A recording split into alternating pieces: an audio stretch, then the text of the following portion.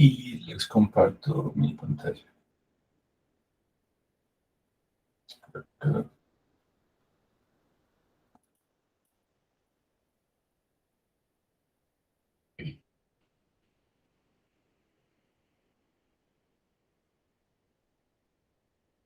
Bueno.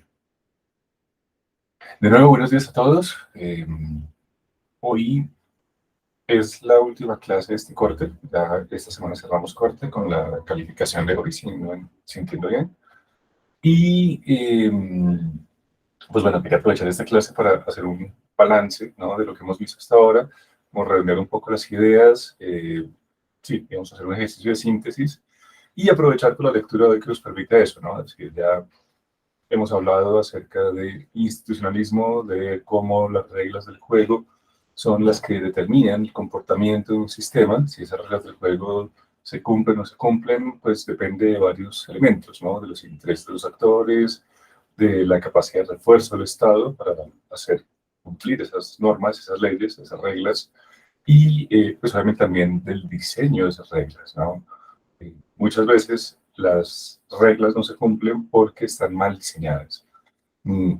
¿Y qué implica un mal diseño? Pues obviamente implica no tener muy presente pues una mirada sistémica, de que las acciones de un agente pues obviamente van a tener efectos sobre las decisiones de otro agente y que si pues obviamente no se concilian y no se, digamos, tienen en cuenta esas relaciones, esas interdependencias, pues nos puede llevar a no cumplir con los objetivos, con el propósito del sistema, ¿no? Sino más bien de pronto un escenario opuesto, contrario al que se pretendía.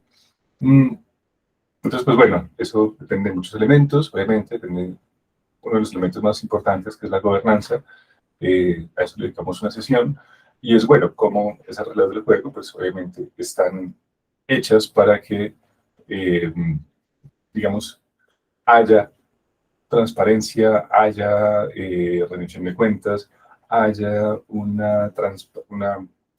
se diría? Un flujo de información eficiente, ¿no? Que la información no se quede estancada en algunos actores, sino que irrigue todo el sistema, ¿no? Entonces, bueno, eso es un poco el propósito de la sesión de hoy.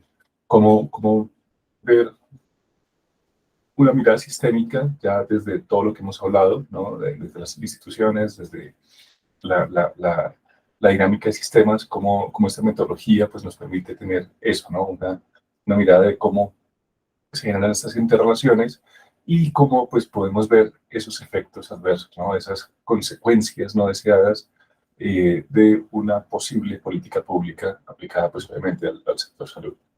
Bueno, sin más entonces, pasamos a las diapositivas. Ya tenemos 14, bueno, 13 conmigo, 14. Empecemos entonces. Bueno, está aquí desordenado ya. Bien, ¿pueden ver mi presentación? En una diapositiva del... Sí, señor. Sí, está bien. La diapositiva con los capítulos de hoy. Pensamiento sistémico y su aplicación en los sistemas de salud, dificultades y oportunidades en entornos reales, y aplicación del pensamiento sistémico al fortalecimiento de los sistemas de salud, seguir avanzando. Bueno, entonces, como les decía, tenemos que el pensamiento sistémico nos proporciona dos tipos de herramientas, ¿no? Una teórica y otra metodológica. En la teórica, pues nos da una serie de conceptos que pues, ya hemos mirado un poco en profundidad, que nos permiten entender, digamos, o más bien tener una visión holística, sistémica de esto que estamos trabajando, ¿no? ¿A partir de qué? De la realización de intervenciones y de evaluaciones en los sistemas de salud. Sí, son conceptos que nos dan esas teorías. La primera pues, fue la teoría general de sistemas, de la cual pues, surge el enfoque biopsicosocial de George L. Engel. Y pues bueno, obviamente es un modelo con el que ustedes ya tienen mucha más cercanía, ¿no? En la medida pues, que es el el paradigma, si se quiere, de la universidad, con el cual se rige, digamos, la enseñanza de la universidad, la formación profesional de la universidad. Y pues eso, es decir, George Engel lo que planteaba pues era la aplicación de lo que decía Berta Lampi con la teoría general de sistemas aplicada a la salud. Es decir, no ver la salud y la enfermedad desde una perspectiva unicausal, ¿no? Que solamente es un germen que actúa en el cuerpo y enferma el organismo, sino que hay toda una red, ¿no?, de causalidades que tienen que ver no solamente con lo biológico, que sería la presencia de este patógeno, sino también con, con elementos, perdón, individuales, digamos, que tienen que ver con el entorno psicológico, pero también sociales, ¿no? Eh, y bueno, ya, digamos, en las enfermedades crónicas se ha hecho más que evidente esto, ¿no? Es decir, hay un componente, por ejemplo, en la obesidad y la diabetes, que lo que vamos a ver un poco con el estudio de los británicos que hicieron más adelante, el Foresight Project, donde pues teníamos eso, ¿no? Es decir, teníamos un elemento de psicológico, ¿no? Donde pues, la persona tenía una dependencia eh, por varias razones, ¿no? Problemas de autoestima, problemas de soledad, problemas de ansiedad, ¿no? Mal llevada. Hay elementos sociales, ¿no? Donde pues, tenía un entorno que no le permitía, digamos, tener una vida sana, tenía un entorno familiar o una red social donde pues todos los hábitos, digamos, eran propensos a incidir en este tipo de comportamientos, elementos económicos, falta de presupuesto, ¿no? La baratura, digamos, de estas comidas, travis, pues que no ayudan, ¿no? Es decir, por ejemplo, en Estados Unidos, en Inglaterra, pues es más económico una Big Mac que una ensalada en un restaurante, cosas de esas, o una gaseosa que un agua. Es decir, una serie de elementos que obviamente también inciden, ¿no?, en en este tipo de hábitos. Es decir, toda una red, ¿no?, de causalidades que generan sinergias entre ellas y que pues, ¿no?, emerge una situación no deseada. Mm, Esto entonces, al igual que el enfoque biopsicosocial, que se basa en la teoría general de sistemas de Bertalanffy, tenemos la teoría de complejidad, que pues eso, es un paso más allá de la teoría general de sistemas hacia otros conceptos, ya no solamente de la biología y de la física, sino también de las ciencias sociales, es decir, se vuelve más interdisciplinaria la teoría, pero digamos que tiene una base común, es decir, tanto el enfoque biopsicosocial como la teoría de la complejidad tienen un ancestro común, tienen son hijos de, digamos, de la misma madre, que es la teoría general de sistemas, y que tiene, digamos, la teoría general de sistemas, perdón, la teoría de la complejidad, al igual que la teoría de los sistemas, también se basa en la no linealidad, es decir, las relaciones entre los elementos que conforman un sistema tienen feedbacks, esto también ya lo hemos explorado, creo que en profundidad, ¿no? Tenemos unas retroalimentaciones, unos bucles de retroalimentación que generan, digamos, unos crecimientos exponenciales y otros que equilibran. Tenemos un path dependence, este creo que sí es un concepto nuevo, eso significa dependencia del camino, dependencia de la historia, esto también lo vimos en la primera clase que vimos de este libro, en los conceptos, digamos, principales. ¿Y esto qué sugiere? Que los sistemas complejos, los sistemas como el sistema de salud, pues tienen obviamente una gran dependencia de la historia. Es decir, en última instancia, el pasado en un sistema importa mucho, como la dinámica que se lleva, pues es la que genera los comportamientos futuros, ¿no? Entonces, si no se tiene en cuenta las características históricas de un sistema, de dónde viene, cómo se ha diseñado, bajo qué características, pues es muy difícil hacer un diagnóstico de esto, ¿no? Es decir, conocer la historia del sistema es como es conocer la historia clínica del paciente, ¿no? Es decir, digamos, validando un poco la analogía, ¿no? Si no hay esa historia, pues no se pueden hacer los diagnósticos. El principio de autoorganización, es decir, los agentes que llegan al sistema, que llegan a este juego, eh, los jugadores, digamos, que participan de este juego, bajo estas reglas del juego, pues llegan de forma autónoma, ¿no? Es decir, nadie obliga a nadie, ¿no? Eh, digamos, el asegurador pues llega libremente, el gestor de las IPS pues llega libremente a esto, es decir, es una suerte de mercado libre, pero no se regula bajo las leyes del mercado, sino del Estado. Es un poco como unas características también importantes. Y en esa medida en que tenemos esos agentes autónomos, pues se da un proceso de articulación, de autoorganización, es decir, además de que hay unas reglas formales que regulan ese comportamiento, también tenemos unas reglas informales que van surgiendo a partir de estas interacciones.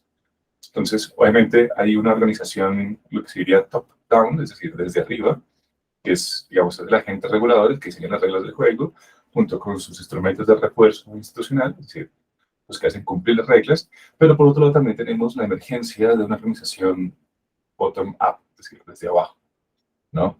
Eh, Se crean una serie de estrategias, ¿no? De alianzas, de sinergias desde la base de las relaciones entre los agentes y, digamos, ahí tendríamos digamos, como esta relación, ¿no?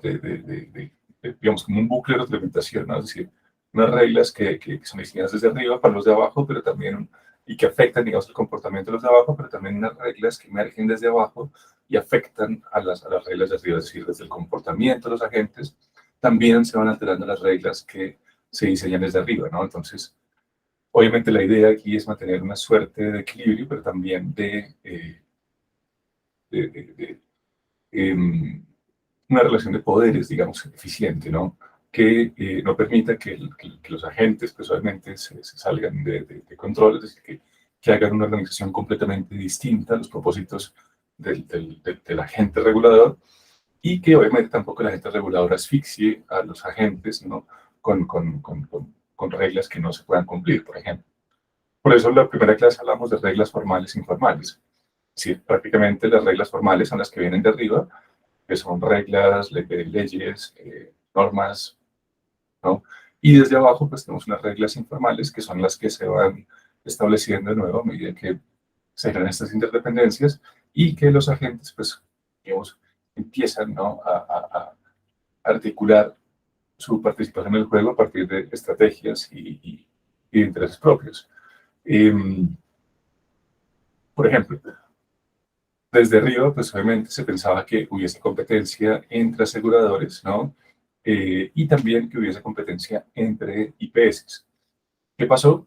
Que a partir de la dinámica que se llevaba, ¿no? Y digamos de la dinámica histórica que arrastra los 90 y las quiebras de finales de los 90, terminamos con un sistema de pocos agentes, sobre todo en el sistema, en la parte aseguradora, y eso les dio un gran poder de mercado que terminó en una integración vertical. Es decir, la integración vertical fue una autoorganización que se dio desde abajo y que no cumplía muy bien con los principios que se había trazado desde arriba, ¿no? Es decir, desde arriba que se trazaba, pues un modelo de managed competition, un modelo de competencia gestionada desde el Estado, donde eso hubiera competencia, ¿no? Para tener competencia, pues necesitamos muchos actores, por un lado, es decir, no un mercado con pocos agentes, sino más bien con varios agentes, donde, pues, principalmente a partir de la competencia, pues eso, no haya monopolios, ¿no? Entonces, si no hay monopolios, pues eso permite que haya cierta eficiencia, porque pues si no, pues toda esa gracia le entregamos el monopolio al Estado y ya está, que era lo que teníamos en los años 70, 80, 60, ¿no? ¿Qué pasó? Pues bueno, se dio lo que acabamos de denunciar, es decir, había una ambigüedad de las reglas del juego desde arriba y desde abajo entonces empiezan a consolidar unas dinámicas de empoderamiento, ¿no? De este agente que es el asegurador y empieza a crecer y a expandirse, ¿no? Hacia otras partes, digamos, del sistema, apropiarse de diferentes eslabones, digamos, de la cadena de producción, como es la IPS, como son las facultades, como son eh, las farmacias incluso, ¿no? Mm, Eso entonces, pues de nuevo, hace que tengamos unos holdings, digamos como la palabra más precisa, pero en última instancia son unas corporaciones, sí, unas empresas demasiado grandes, ¿no? Y de nuevo, con demasiado poder de mercado, que prácticamente pasan a controlar y a regular el sistema, ¿no? Entonces, de nuevo, son reglas que están en disputa unas con otras. Obviamente la idea es que se complementen. En este caso, pues no, porque pues, precisamente hubo un vacío en esas reglas del juego que llevó a que se consolidaran otras características del sistema que eran ajenos a los propósitos del sistema y que también han afectado el cumplimiento de los propósitos del sistema original, ¿no? Era tener un sistema sostenible, equitativo y eficiente. Tenemos una cobertura prácticamente universal, pero con un acceso que cada vez es más restrictivo. Es decir, todos tenemos carnet de EPS, pero realmente eso nos permite realmente acceder a la salud. Pues hay un paper que vamos a ver más adelante que nos dice, ¿no? El paper de Ayala nos muestra que a pesar de que ha aumentado la cobertura, el acceso ha disminuido. Es una conclusión bastante fuerte, ¿no? Entonces, de nuevo, eso se debe principalmente a esto, ¿no? A la autoorganización. Los agentes, pues, están dispuestos ahí, a partir de las relaciones que tienen que darse entre ellos, pues, emerge otra organización, ¿no? Con otras reglas del juego. Y por otro lado, pues tenemos que los sistemas de salud, precisamente porque dependen de su historia, ¿no? Son sistemas dinámicos que van mutando, que van evolucionando en el tiempo, que se van transformando. Pues esto lo hacen a partir principalmente de elementos adaptativos, ¿no? Es decir, son elementos que se adaptan a las condiciones del entorno. Veíamos que, por ejemplo, el sistema de salud pues, no se pensó para la transición demográfica ni para la transición epidemiológica, se pensó para un sistema económico que pues, iba a tener una gran cantidad de rentas, de commodities, ¿no? Es decir, en los 90 teníamos unas grandes expectativas frente a la explotación petrolera, ¿no? Teníamos digamos, la Cusiana, que era un pozo gigantesco en los llanos, había unas perspectivas de crecimiento impresionantes. Entonces, pues, eso permitió, digamos, pensar un sistema de salud eso, universal, con un plan de beneficios de salud que pues, fuese suficiente, digamos, para atender a todas las necesidades, pues, perdón, las necesidades, por lo menos básicas, ¿no? de toda la población, ¿no? No debe ser un sistema restrictivo, no debe ser un sistema, digamos, poco democrático, ¿no? Es decir, lo que se buscaba era todo lo contrario. Si se estaba construyendo un Estado social de derecho con la Constitución del 91, pues la idea era eso, ¿no? Que la gente tuviera derechos sociales.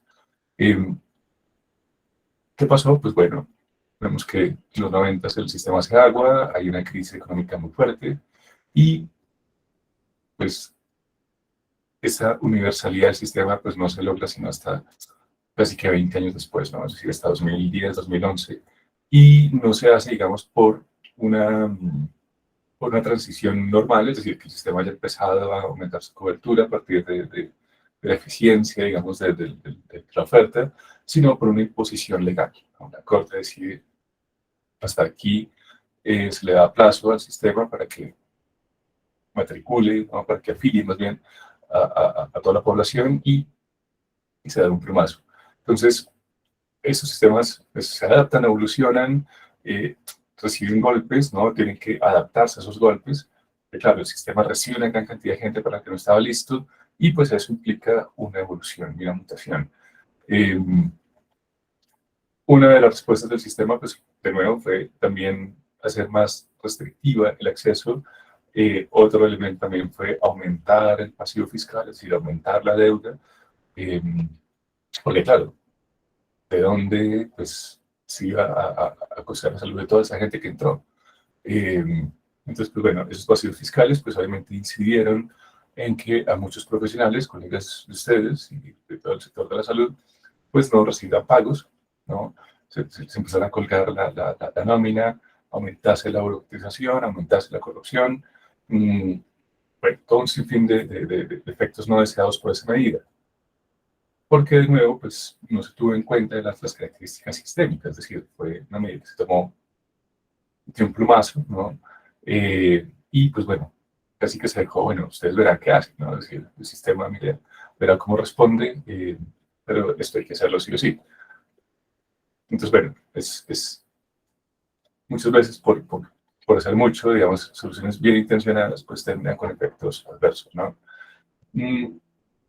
Y la otra pregunta del millón es, bueno, cómo se puede, digamos, hacer mejores diagnósticos, cómo se puede tomar mejores intervenciones y cómo se puede medir en algún grado la efectividad de estas políticas antes de que se hagan esas políticas, ¿no? Es decir, cómo podemos tener alguna certeza de que cuando hagamos algo no la vayamos a embarrar, ¿no? Que en vez de generar soluciones terminemos agravando el problema como ha pasado hasta ahora. Lo que nos dice de la complejidad es, bueno, hay una serie de herramientas metodológicas que nos permiten hacer simulaciones, ¿no? A partir del trabajo con, obviamente, los agentes, eh, podemos hacer unos modelos mentales, ¿no? Que nos permitan entender la dinámica del sistema y a partir de ese entendimiento, esa comprensión, poder hacer una simulación. Es decir, apenas tenemos características del sistema a partir de lo que nos dice la gente, cómo funciona, ¿no? De todas esas complejas interrelaciones que de pronto no vemos desde afuera, sino que solamente vemos agentes desde adentro, de cómo funciona el sistema, podemos entonces mirar, bueno, si se hace esto, ¿qué pasaría? ¿No? Que en última instancia pues es como la base del conocimiento científico, no puede establecer contrafactuales. ¿Qué pasaría si? ¿No? Es como la pregunta, digamos, que siempre motivaría las investigaciones. De hecho, así es como se hacen las hipótesis, ¿no? El estado y el contrafactual, ¿no? Ese contrafactual, entonces, pues, es la base de las simulaciones. Entonces, en vez de hacer modelos determinísticos, probabilísticos, lo que hacemos son simulaciones computarizadas, en la cual generamos una serie de escenarios y miramos, bueno, tenemos este resultado que puede ser positivo para esta variable, pero ¿cómo afecta a las demás? ¿No? Queremos obviamente medidas que generen sinergias, pero hacia el mejoramiento de todo el sistema, no solamente de una parte que de pronto después puede terminar condenando el resto. En el paper vemos un ejemplo, ¿no?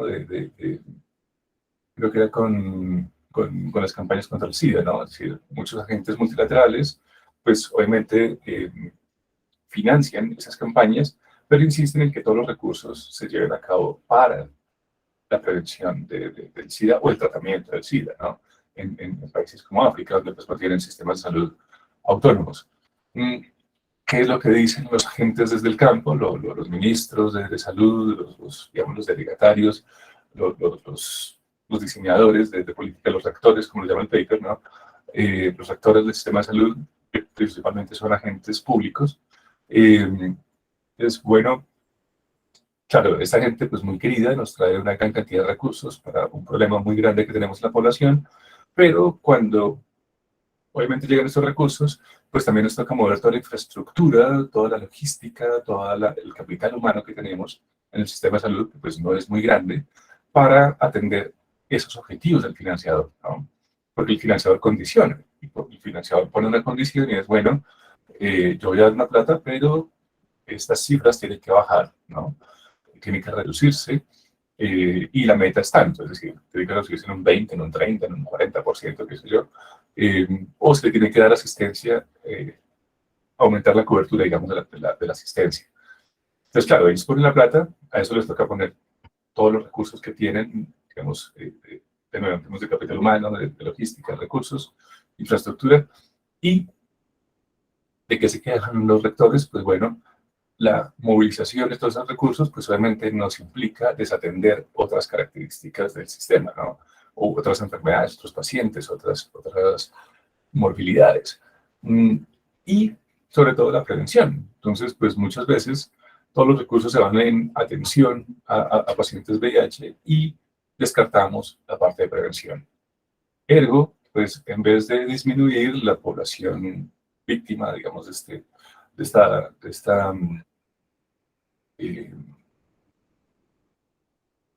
esta enfermedad, bueno, este no otro nombre, de esta enfermedad, de esta epidemia, perdón, pues lo que se termina es aumentando, ¿no? Porque, pues, de nuevo, si no se está controlando la parte de prevención, si no se están llevando recursos a las comunidades en términos de prevención, en términos de salud sexual y reproductiva, pues esta variable, en vez de disminuir, lo que va es aumentar.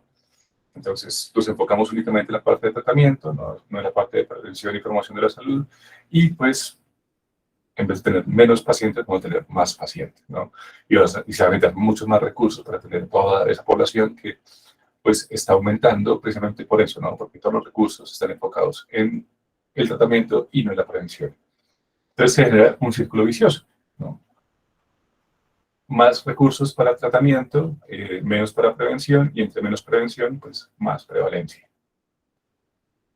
Por hacer mucho, se termina embarrándola. Y por eso, ¿no? Porque, pues, de nuevo, pues, muchos de esos agentes dicen, bueno, no, o sea, yo voy a dar una plata, pero ustedes me tienen que responder porque esa plata se use para lo que yo la destiné, ¿no? Porque hemos tenido la experiencia de que muchas veces damos plata para el sistema de salud y se la roban, ¿no? Entonces, vamos a hacer seguimiento, vamos a controlar metas, vamos a mirar que esto se esté usando adecuadamente, ¿no? Y, pues, eso, por hacerle seguimiento, por no desentenderse esos recursos, como pasó en el pasado, y que se perdieron, obviamente, vía corrupción, pues terminan afectando más la población.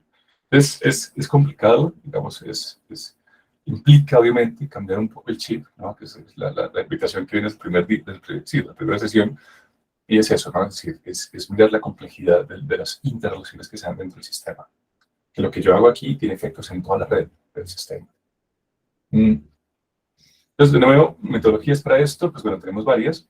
Tenemos los mapas mentales, tenemos los modelos de Stock and Flow. La vez pasada miramos unos simuladores, ¿no? Cómo, pues, funcionaba, por lo menos ya llevado a un software, ¿no? Incluso con un entorno gráfico, con una interfaz, ¿no? Como una suerte de simuladores de vuelo, donde, pues, a partir de la manipulación de unos parámetros veíamos cómo eso tenía efectos en otras medidas, ¿no? Como, por ejemplo, en la campaña de vacunación, pues, bueno, podía incidir en disminuir una enfermedad, pero también cómo eso afectaba la parte financiera, cómo afectaba, digamos, la prevalencia de otras enfermedades que de pronto se podían descuidar, como en el caso que acabo de comentar, ¿no? Entonces, pues, digamos, es algo que cada vez se hace más. Es decir, en última instancia, lo que hoy es hacia dónde va el diseño de políticas públicas, hacia dónde va los modelos de intervención y los modelos de evaluación de esas intervenciones, pues principalmente hacia acá, ¿no? Ya cada vez es más raro, ¿no? Encontrar investigadores y pues estos agentes multilaterales que se enfoquen únicamente en un problema específico y tengan estos modelos reduccionistas. Bueno, a partir de acá, traigo un invitado que es David Peters. No voy a poner un video, simplemente es para comentarles que, bueno, estas diapositivas que vamos a ver a continuación son traídas de una lecture, una clase, ¿cómo se traduciría lecture? Una conferencia, creo que es como la palabra más adecuada, del Johns Hopkins. Es, digamos, en el área de la salud, pues es si no es la universidad del centro de investigación más importante, sí es uno de los más importantes, ¿no? Sería, creo que redundante decir, ¿no?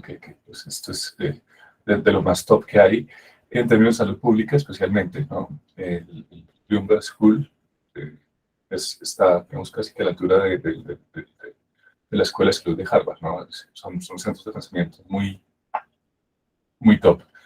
Entonces, bueno, aquí tenemos esto, ¿no? Como aplicaciones a los sistemas de salud del CAS. ¿Qué es el CAS? Es Complex Adaptive Systems, es decir, sistemas adaptativos complejos, teoría de complejidad. Frame nos presenta entonces un marco teórico, ¿no? De los sistemas de salud y los problemas de su implementación, ¿no? Del CAS. Lo mismo, nos trae entonces, pues, de qué está hecha la teoría de la complejidad en este caso. Bueno, no voy a profundizar mucho en esto, simplemente quería que viéramos, digamos, cómo estamos sincronizados, ¿no? Con Johns Hopkins, con la OMS. Aquí lo que vemos es, pues, principalmente lo mismo, ¿no? Es decir, un poco de teoría de catástrofes, teoría de caos, teoría de dependencia del camino, ¿no? la parte, digamos, de cómo las organizaciones aprenden, de cómo se genera esta inteligencia, enjambre, cómo los sistemas se vuelven inteligentes, ¿no? En la medida en que a partir de esa autoorganización y ese pasado, pues empiezan a generar estrategias y dinámicas propias que se dan a nivel de grupo. Me gusta hablar, por ejemplo, del caso de las abejas o las colmenas de hormigas, ¿no? Eh, digamos, cada uno por separado, pues es un animalito bastante tonto, ¿no? Es decir, si usted coge una hormiga por separado, pues lo más seguro es que se muera, ¿no? Mm, Porque depende demasiado de la colmena, ¿no? Vive para la colmena, vive por la colmena. Mientras que, como organización, pues han sido capaces de adaptarse a los cambios climáticos, ¿no? A muchas condiciones adversas, generadas principalmente por el hombre, eh, y pues evolucionan, pero evolucionan como sistema, ¿no? Precisamente por eso, porque hay una inteligencia colectiva que es más que la suma de las partes, ¿no? Si sumamos la inteligencia con las hormigas, pues no tendríamos realmente un organismo muy inteligente, mientras que a partir de esas sinergias que se dan, sí tenemos una colmena que, pues, eso no produce un sistema adaptativo muy, muy complejo. Y los equilibrios puntuales. ¿Qué significan los equilibrios puntuales? Son esos puntos críticos en los cuales el sistema hace una transición de fase hacia otra característica del sistema. ¿Me explico? Son cambios cualitativos que se dan en los sistemas. El caso, digamos, más práctico es el agua. Creo que ya lo habíamos visto en alguna sesión anterior, como mm, a partir de una serie de estímulos externos, ¿no? De unas presiones del entorno, en este caso, digamos, sería aumentar la temperatura del agua, tenemos unos cambios cuantitativos. Es decir, el agua empieza a hervir, ¿no? Y que lo que tenemos, pues cada vez más y más agua caliente, cuantitativo. Pero ¿qué pasa? Alcanzamos un punto crítico, ¿no? Donde ya el sistema deja de hacer cambios cuantitativos y produce son cambios cualitativos. Es decir, cambia el estado de fase, cambia el estado líquido, ¿no? Del agua y pasa a ser gas. Es decir, otro estado de fase del sistema, otro tipo, ¿no? De realidad, si se quiere. Eh, y eso es a partir de puntos críticos. Entonces, pues muchas veces lo que queremos ver en los sistemas es eso, es decir, cómo un sistema se transforma cuando, digamos, alcanzaría ese punto crítico para que el sistema sea algo distinto, ¿no? En términos cualitativos. Entonces, por ejemplo, con lo de la integración vertical, ¿no? Es decir, cuando el sistema cambia tanto que pasa, digamos, de ser digamos, un modelo de soberanía del consumidor, ¿no? Que era lo que se pretendía hacer un modelo donde el soberano es el asegurador, ¿no? Por un ejemplo, digamos, dentro del sistema.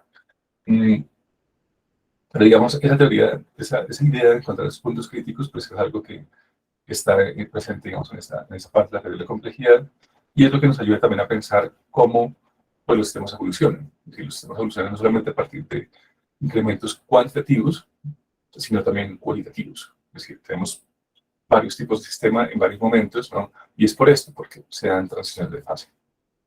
A partir de la autoorganización se llega a un punto de no retorno, si se quiere, donde pasamos de un estado a otro.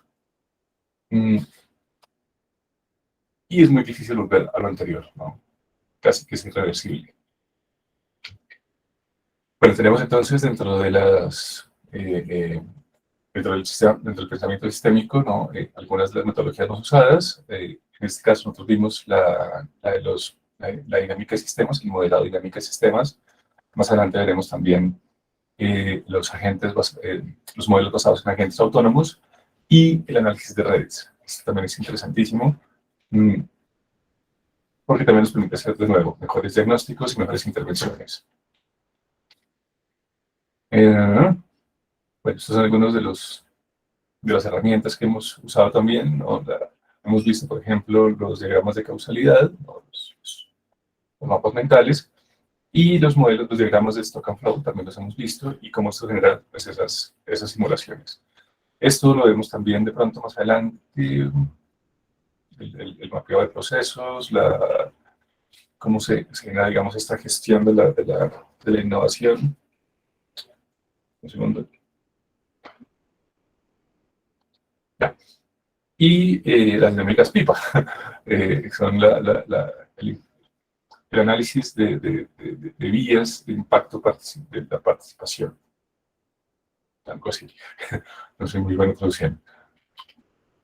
Entonces, ¿a qué es lo que nos enfrentamos? Es decir, ¿qué es lo que hemos visto hasta ahora? Pues bueno, que la mayor parte de los rectores y de los diseñadores de políticas públicas pues tienen una visión reduccionista de esto. ¿Qué significa? Que, al igual que los financiadores, como veíamos en el caso anterior, ellos están enfocados en un problema a la vez, ¿no? Y suena muy lógico, es decir, o sea, no es algo que de entrada uno diga, oiga, pero qué tontería, ¿no? Es todo lo contrario, es como nos hemos criado, ¿no? Es lo que entendemos casi que por sentido común, ¿no? Un problema a la vez, ¿no? O sea, no, casi que tenemos como premisa que no podemos actuar, ¿no?, sobre el sistema, sino que tenemos que actuar sobre partes del sistema y esperar que eso no afecte las otras variables, ¿no? Lo cual, pues ya hemos visto, es una visión un poco ingenua, ¿no? Pretender que un cambio en un parámetro del sistema, en un agente, digamos, del sistema, en alguna de la estructura de incentivos, ¿no?, que regulan una relación, pues no afecte a los demás, ¿no? Entonces lo que veíamos es esto, ¿no? Es decir, es un sistema constituido por bloques de construcción, ¿no? Por elementos constitutivos, como lo denomina nuestro paper, en el cual, bueno, teníamos eso, ¿no? La parte de la oferta, ¿no? La atención, los productos médicos, las tecnologías, el capital humano, ¿no? La mano de obra del sistema de salud, toda la parte de la gestión de la información, el financiamiento, el liderazgo, la gobernanza, ¿no? Y pues bueno, eso como conducía a unas metas globales, ¿no? Entonces los dos primeros nos debían llevar a una cobertura y un acceso en salud, y pues la meta sería eso, ¿no? Mejorar la salud, los niveles, la equidad, aumentar la responsabilidad, el rendimiento de cuentas, la rendición de cuentas, perdón, y por otro lado, pues también que aumente la calidad y la seguridad, ¿no? A partir pues, de la protección al riesgo financiero, a los gastos catastróficos, ese tipo de facturas del sistema de salud que nos pueden llevar a perder nuestro patrimonio, que es algo que pasa muy a menudo en Estados Unidos, y pues esto, ¿no? Una eficiencia mejorada, ¿no? Entonces, de nuevo, pues, ¿qué es lo que vemos acá? Un análisis netamente lineal. Además, es tomado de un manual de la OMS, ¿no? Digamos, también lo impactante, es decir, no hasta hace mucho tiempo, es decir, 2007, todavía se pensaba de esta forma. Las intervenciones deben ser así, ¿no? Es decir, un problema a la vez. Digamos, metas pequeñas, vamos por partes, ¿no? Cosas que uno ve cotidianamente, ¿no? Y que lo van sesgando a uno, ¿no? Y que lo van lineando para tener ese tipo de razonamiento, ¿no? Un problema a la vez. Entonces, claro, cuando se piensa, digamos que, ok, voy a hacer una campaña de salud oral, pero también tengo que tener en cuenta que tengo que cambiar los hábitos, que tengo que cambiar el sistema de la estructura de financiación, que tengo que mirar cómo mejora también las condiciones laborales de los profesionales, porque pues están subasalariados, ¿no? Es decir, tienen salarios muy bajos, la adaptación a la tecnología en el sector ha sido muy precaria, la participación del gremio en la toma de decisiones y en la configuración de las reglas del juego ha sido también muy precaria. Entonces, claro, diseñar una política de este tipo, pues para muchos suena, eso es utopía, eso es ingenuidad, eso es no conocer el sistema, eso es pues, simplemente casi que diría que una tontería, ¿no? ¿Qué es lo que nos dice la OMS ahora? No, si usted quiere diseñar políticas públicas, tiene que hacer eso. Usted tiene que mirar que, si bien percibe una meta, tiene que tener en cuenta todas las características del sistema. Usted no puede lograr un cambio sin mirar cuáles son los posibles efectos del resto del sistema y no anticipar esos efectos, ¿no? ¿Y qué supone anticipar esos efectos? Pues que, obviamente, si va a ser, digamos, una política en la cual yo voy a tener a todo mi personal metido en un solo tema, pues obviamente eso va a implicar descuido de otros temas, ¿no? Entonces, ¿cómo voy yo a hacer para que eso no pase? Pues obviamente, de nuevo, tengo que tener una mirada holística del sistema. Y tengo que tomar, obviamente, decisiones y hacer estrategias previamente, ¿no? Digamos, 3, 4 jugadas anticipando, 4 jugadas antes, como en el ajedrez, para mirar, bueno, cuál va a ser la posible respuesta del sistema ante esa situación. ¿Para qué? Pues para no generar consecuencias adversas. Para que por hacer algo muy bien intencionado, termine yo embajándola. Entonces, eso es un poco lo que vemos acá. Es decir, ese enfoque reduccionista pues, nos lleva a eso, ¿no? Metas chiquitas, ¿no? Metas muy bien intencionadas y pues no tener ningún tipo de control sobre los efectos que puedan pasar. Eso es lo que ha pasado hasta ahora y como vemos, pues esto, ¿no? Es decir, no hace mucho tiempo así se seguía pensando y así se seguían haciendo las políticas públicas. ¿Qué es qué hay de mal, digamos, en este modelo? Pues bueno, además de la característica lineal, pues que faltan partes, ¿no? Faltan enlaces, es decir, cómo se relaciona cada una de estas variables con las otras. Cada bloque, si ustedes se dan cuenta, aquí está suelto. ¿Qué se relaciona con qué? Y cómo, ¿no? Eh, otra pregunta es, bueno, ¿dónde está la gente? ¿No? ¿Dónde está el lado de la demanda? Porque aquí únicamente tenemos oferta, financiación, la rectoría, la, la, la, digamos, la prestación de los servicios, la atención médica y la demanda que, ¿no? O sea, no hay gente que se enferma, no hay gente con necesidades, ¿dónde está la demanda? Y por otro lado, pues obviamente las organizaciones, es decir, cuáles son los actores principales de esto, ¿no? Y aquí tenemos unas tareas, unos sectores, si se quiere, pero ¿quiénes son los que ejecutan esto, no? Es decir, ¿quiénes son los agentes reales del sistema? ¿Dónde están los incentivos y las instituciones? La pregunta del millón, ¿no? Porque claro, aquí vemos el liderazgo y gobernanza, ¿ok? ¿Quién lo asume? ¿El Estado? ¿El mercado? ¿Agentes mixtos? ¿Público-privados? ¿No? Eh, agentes multilaterales.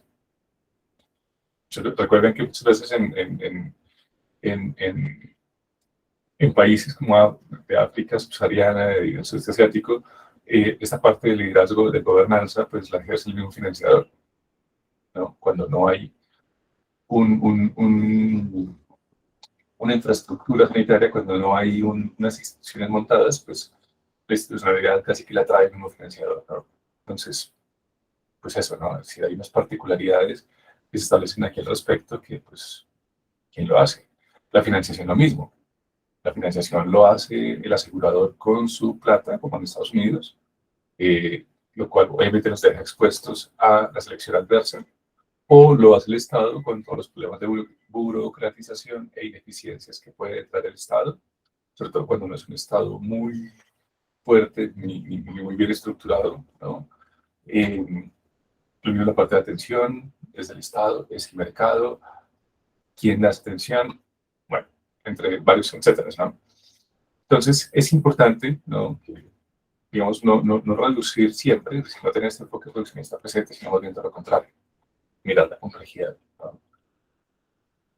No se trata obviamente de llenar y llenar tableros, ¿no? Con agentes y con flechas, pero sí tener presente que pues lo que hace que sea un sistema pues son las interacciones y las interdependencias, ¿no? No el hecho de que los agentes estén ahí, ¿no? Digamos como casi que canicas sobre una mesa, ¿no? Es decir, no. A menos que yo mueva la mesa, pues no hay ningún tipo de interacción entre las canicas, ¿no? Por un ejemplo muy infantil. Eh, ¿Qué pasa también con este modelo? Pues obviamente ignora la naturaleza dinámica de los sistemas de salud. Es decir, las políticas, las intervenciones no son inmediatas, la reacción no es inmediata, ¿no? Es decir, las metas se trazan a 5, 10, 15, 20 años. Esto no podemos pretender que las intervenciones no tengan efectos ya, ¿no? Lo vemos, por ejemplo, con el COVID, ¿no? Es decir, que se compran vacunas, se hacen unas campañas de vacunación, pero los efectos pues, empiezan a darse mucho tiempo después. Prácticamente al año es que desaparece ya, bueno, o por lo menos se reduce muy significativamente la pandemia, ¿no? Año y pico. Y eso que es una intervención millonaria que enfoca todos los recursos en un solo problema, que dispone todo el sistema de salud únicamente para esto, que hay una gran cantidad de sinergias, aislamientos, ¿no? Toda una serie de políticas encaminadas a eso, y aún así el Estado tiene un rezago, ¿no? Entonces, bueno, tenemos obviamente una vista muy limitada y simplista de lo que es el sistema, ¿no? Falta obviamente también el rol del contexto, ¿no? ¿Cuál es el contexto de este sistema de salud? ¿No? Es un sistema que estaba en una sociedad con una transición demográfica, que ya hizo la transición demográfica, que no ha hecho la transición demográfica. Es un país donde, no sé, la prevalencia de las enfermedades de pronto no viene desde dentro de la sociedad, sino desde afuera, por ejemplo. Eh, Tenemos en mente que esto está a partir de un conjunto de recetas mágicas que funcionan para todas las situaciones, ¿no? Intervenciones fijas que se aplican aquí, se aplican allá, se aplican en el otro lado, y siempre deben producir los mismos resultados, ¿no? Ya hemos visto que no. Cada sistema es distinto, cada sociedad es distinta, y pues obviamente no podemos tener un moldecito de recetas para cada país y pretender que siempre actúe igual. Eh, Tenemos obviamente unos outcomes, unos resultados, ¿no? De estas intervenciones, de estas aplicaciones que son obviamente intencionados, pero que muchas veces no se consiguen, y no hay la posibilidad de aprendizaje y evolución del sistema, ¿no? Y esto puede ser para bien o para mal, es decir, el sistema puede aprender y hacerse cada vez más corrupto, ¿no? Esa es una estrategia. Eh, Otra, pues obviamente también es que se adapte y evolucione hacia una consecución de metas pues mucho más eficiente. Pero tener en cuenta eso, es decir, los sistemas, también lo decía nuestro paper, el de la OMS, los sistemas son resilientes, ¿no? Los sistemas son inteligentes y intentan mantener su organización, ¿no? ¿Por qué? Pues porque obviamente esa organización está basada en una gran cantidad de equilibrios que se dan entre todas las dinámicas que existen en las interacciones del sistema. Entonces, claro, el sistema pues, puede evolucionar, pero no necesariamente hacia mejor. Y por último, pues esto, los modelos, este modelo pues se muestra como algo replicable, que es algo que funcionaría, digamos, para todos los sistemas. Y pues de nuevo, si no tenemos en cuenta las características individuales de los sistemas, pues esto no tiene ningún sentido. Entonces, pues es un modelo teórico, muy ambiguo, muy general, que pues en la práctica tiene poca aplicación. Y es un poco, de nuevo, volviendo al tema de hoy, ¿no? Es decir, la aplicabilidad de esto. Porque muchas intervenciones que han tenido éxito en otros países, en esto no la tienen, por un ejemplo, ¿no? Porque el sistema que ha sido tan eficiente en Israel, en Holanda, que es el Managed Competition, aquí ha sido tan criticado. Pues por eso, porque pues hay unas instituciones, hay un sistema económico, hay una cultura, si se quiere, por parte de la población, hay unas características demográficas también, hay una gran presencia rural en esos países, no la hay, que permiten eso, ¿no? Que haya un modelo de competencia. Porque en última instancia, pues allá los sistemas sí compiten entre sí porque pues en todas partes hay gente, ¿no? Holanda y Israel son países superpoblados, ¿no? Que tienen una muy alta densidad poblacional. Aquí pasa todo lo contrario. Aquí la densidad poblacional la tenemos en las ciudades, pero el resto del país está disperso. Entonces, ¿cómo ponemos a competir agentes bajo estas características? Y las reglas del juego no son las mismas para todos, ¿no? Cosas como esas, es decir, hay que tener en cuenta la historia del sistema. Bien, entonces, ¿qué nos propone Johns Hopkins? ¿Qué nos propone la OMS? ¿Qué nos proponen todos los centros de pensamiento que están hablando de política pública hoy en día? Una visión sistémica, pensamiento sistémico, ¿no?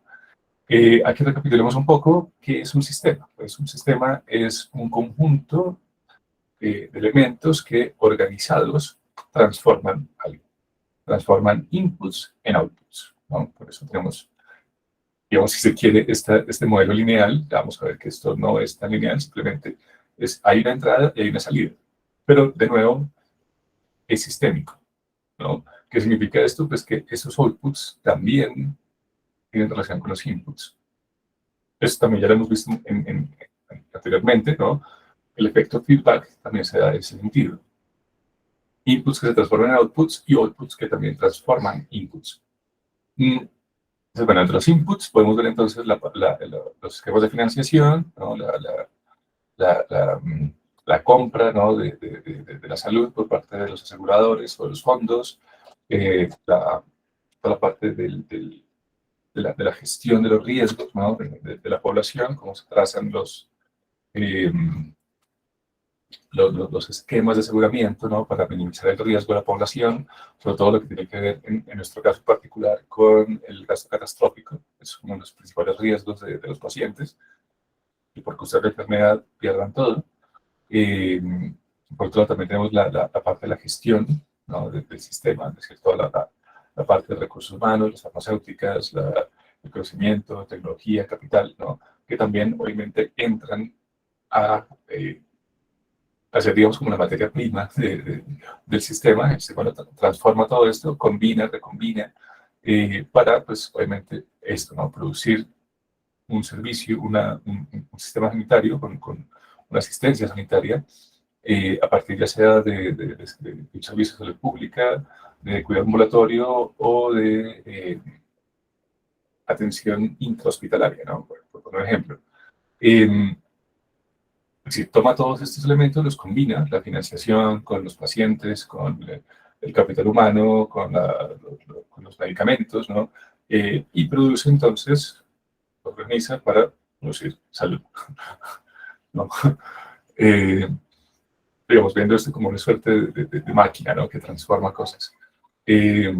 Está la gente, obviamente, también es parte del sistema, también se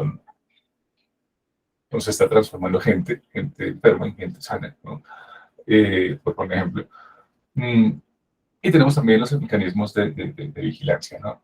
Entonces, toda la cuestión de la regulación, de las alianzas estratégicas, ¿no? De estas asociaciones público-privadas, público-públicas, privadas-privadas, ¿no?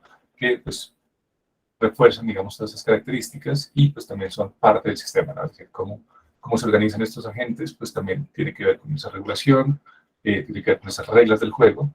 En última instancia, pues, ¿qué es lo que hace que los agentes interactúen entre sí? Pues que hay unas reglas del juego, ¿no?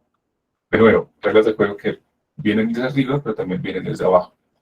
Entonces, ¿con cuáles juegan los agentes? Pues bueno, lo que nos dice la experiencia es esas reglas del juego, ya las que vienen desde arriba y las que vienen desde abajo, en los sistemas más eficientes, pues tienden a ser más parecidas, ¿no? Es decir, no son antagónicas, más bien son complementarias. En sistemas como este, pasa todo lo contrario, ¿no? Tenemos unas reglas del juego que vienen desde arriba, desde el regulador, desde el Estado, ¿no? Y otras reglas que emergen desde las interacciones de los agentes locales, de los aseguradores, de los pacientes, de los hospitales, de los centros de salud, de las farmacias, de los laboratorios, y muchas veces vemos que son incompatibles, ¿no? Más bien compiten, ¿no? Por los recursos en vez de cooperar. Tenemos entonces proveedores también dentro de los inputs.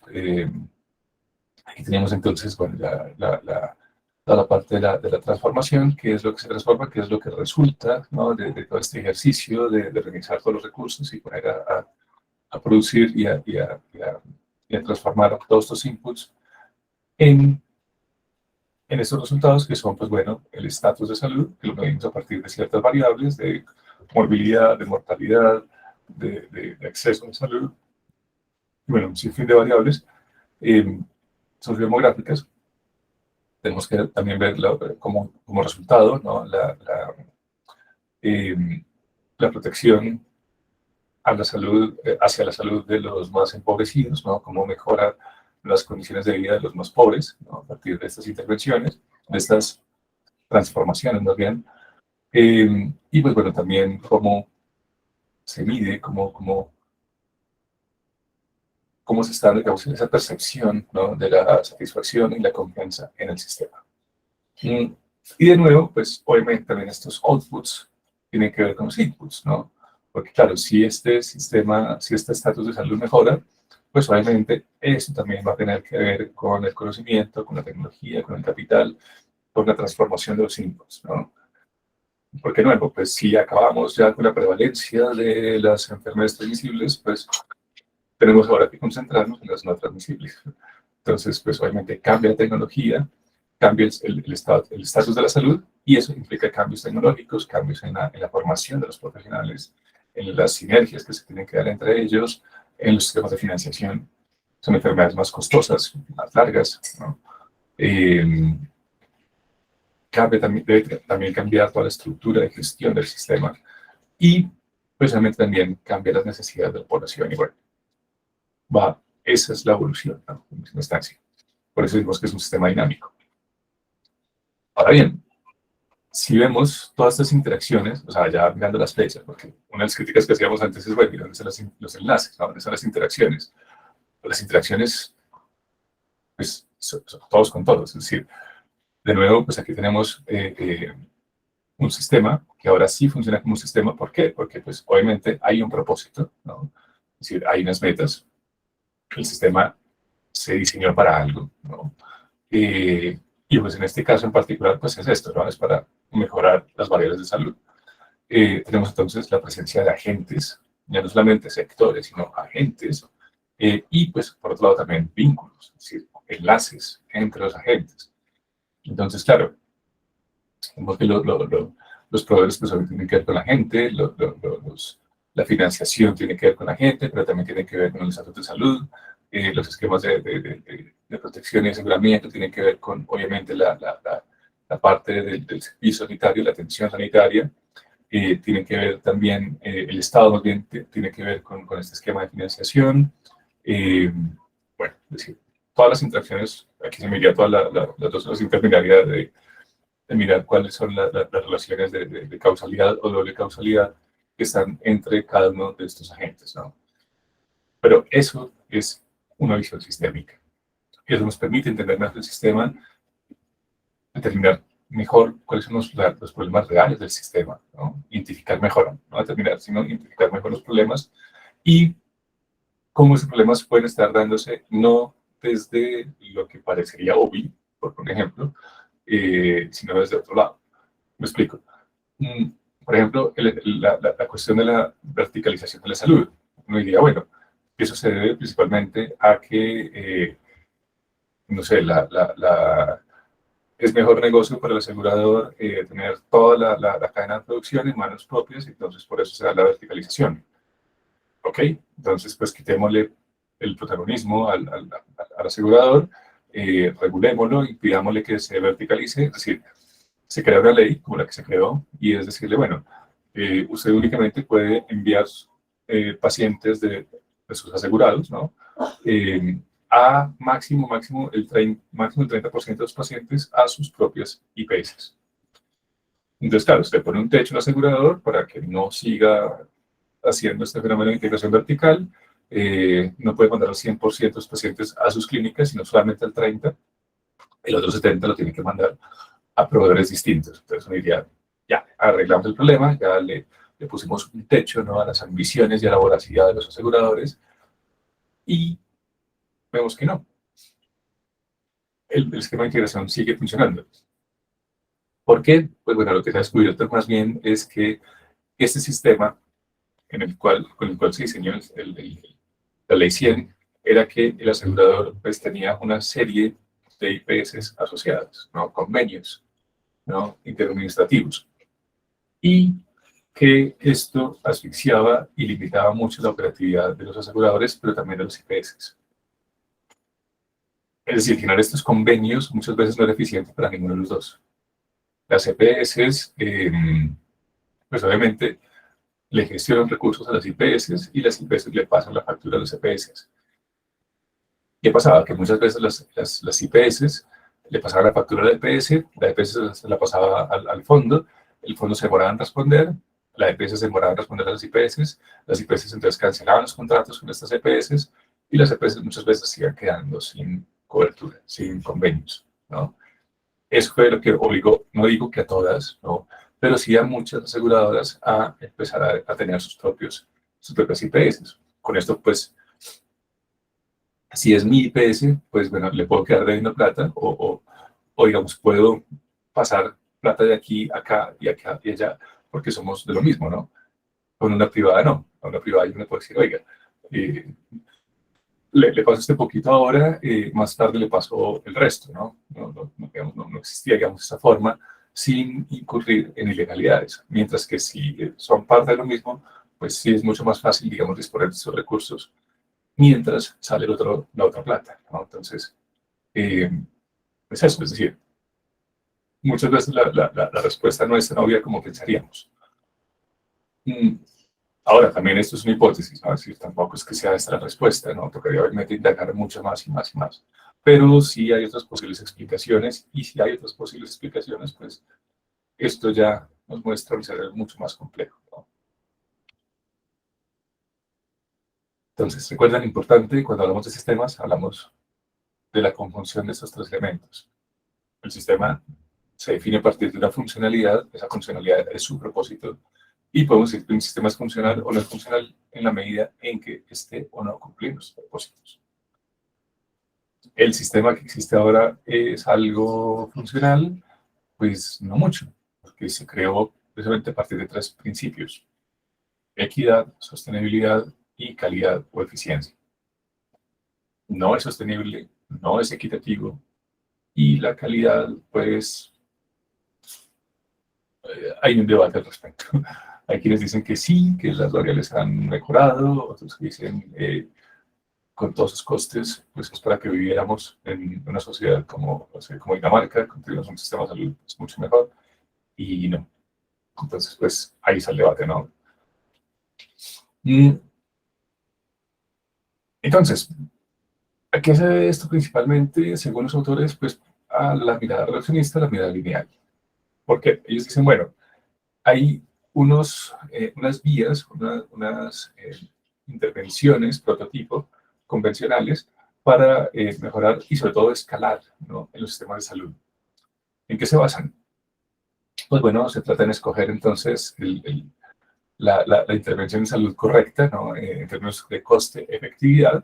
Entonces, las intervenciones que se fijen, digamos, algunos propósitos, según ellos, ambiguos, ¿no?, objetivos comunes para todas las poblaciones, que tienen que ver con, bueno, mejorar la salud materno-infantil, erradicar la pobreza extrema y el hambre, alcanzar una cobertura universal, una alfabetización universal para la infancia, alcanzar la equidad de género, eh, alcanzar la Asociación Global para el Desarrollo, reducir la mortalidad infantil, ¿no? O sea, objetivos del milenio, objetivos de desarrollo sostenible. eh, de nuevo, según ellos es ambiguo y común para todos los países, ¿no? Eh, se, de- Se descargan, digamos, una gran cantidad de fondos para financiar esto, como USAID, como la Fundación de Bill y Melinda Gates, entre otras, ¿no? Y se hace entonces una intervención ya fija, diseñada, según ellos, molde, ¿no? Es decir, ya las intervenciones, entonces, son un conjunto de pasitos, ¿no?, que se deben realizar para todos los sistemas de la misma forma. Eh, es, digamos, esta dinámica de un tamaño que encaja para todo el mundo, ¿no? Como las esposas. Eh, Según ellos, pues, esto pues, nos ha llevado a este modelo reduccionista, pues es el que no nos ha permitido ver que hay muchas intervenciones que no tienen, pues eso, ¿no?, efectos deseados, y que pues muchas veces lo que generan es todo lo contrario a lo que se proponía. Perdón un segundo.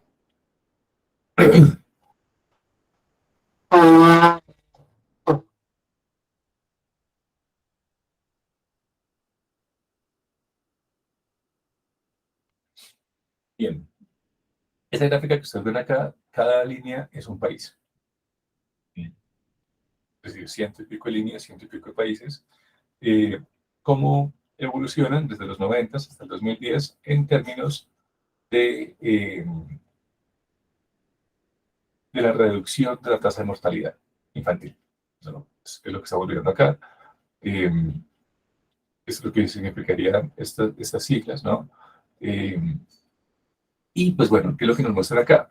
Pues ajustar, digamos, todos estos principios, todas estas metas tan globales, tan genéricas, ¿no? Claro, pueden tener sinergias entre ellas, y pues para eso se hicieron, ¿no? Para generar sinergias. Pues aplicadas de la misma forma para todos los países, pues no necesariamente tienen que alcanzar los mismos resultados, porque no todos están en el mismo estado, ¿no? Vemos que hay países que empiezan muy mal en los 90 y les va muy bien, otros que empiezan pues en 200 y en vez de disminuir han aumentado, ¿no? Otros que estaban bien en los 90 y siguen bien en el 2010, ¿no? Es decir, cada país pues tiene unas características y unas dinámicas propias que obviamente lo hacen distinto y que pues obviamente habría que repensar cuáles son las necesidades, las necesidades reales, ¿no? Para cada uno de estos escenarios, porque pues no todos son iguales. Pues obviamente pues está muy mal, pero lo está haciendo muy bien, ¿no?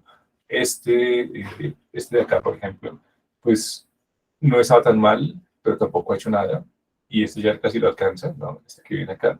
Eh, entonces, claro, cada uno pues obviamente necesita un conjunto de estrategias propias para esa realidad, ¿no? Entonces, no se trata de llevar un molde de intervenciones preestablecido, ¿no? Prefabricado, que funciona igual para todo el mundo, porque pues esto es una utopía, esto no es sensato. Mm, El comportamiento de los sistemas de salud, a partir de algunos hallazgos comunes con respecto a la implementación del Johns Hopkins, es decir, gente que tiene realmente mucha experiencia en el asunto, mm,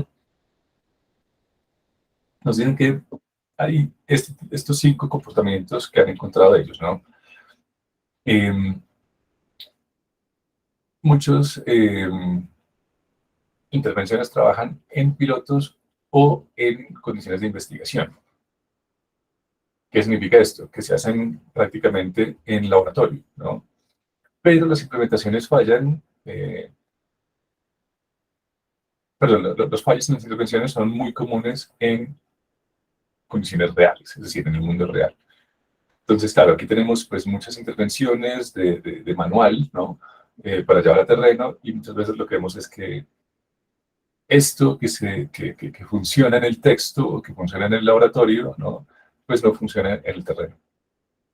Se estrella con la realidad es tosuda, la realidad es terca y no se deja transformar de acuerdo a recetas prediseñadas para todas las realidades, ¿no? ¿Por qué? Pues de nuevo, porque no todas las realidades son las mismas. Mm. Tenemos muchos tipos diferentes de estrategias que pueden triunfar, ¿no? Pero muchas veces no son replicables en varios de sus detalles, ¿no? Es decir, lo que funciona para un país no necesariamente tiene que funcionar para otro, por lo mismo que vimos anteriormente, ¿no? Entonces, claro, establecer estas intervenciones de texto, ¿no? De guía, ¿no? Para hacer ya intervenciones a futuro, pues no, es decir, o sea, hay unas experiencias, hay unos aprendizajes que son valiosos, es decir, no se trata de descartar todo lo que se ha hecho, pero es eso, es decir, o sea, son cosas que han funcionado bajo ciertas condiciones, bajo ciertas características. Hay que tener en cuenta eso. ¿Cuál es el contexto en el que se desarrolla qué tipo de intervención, ¿no? Y qué fue lo que se alcanzó y en qué medida?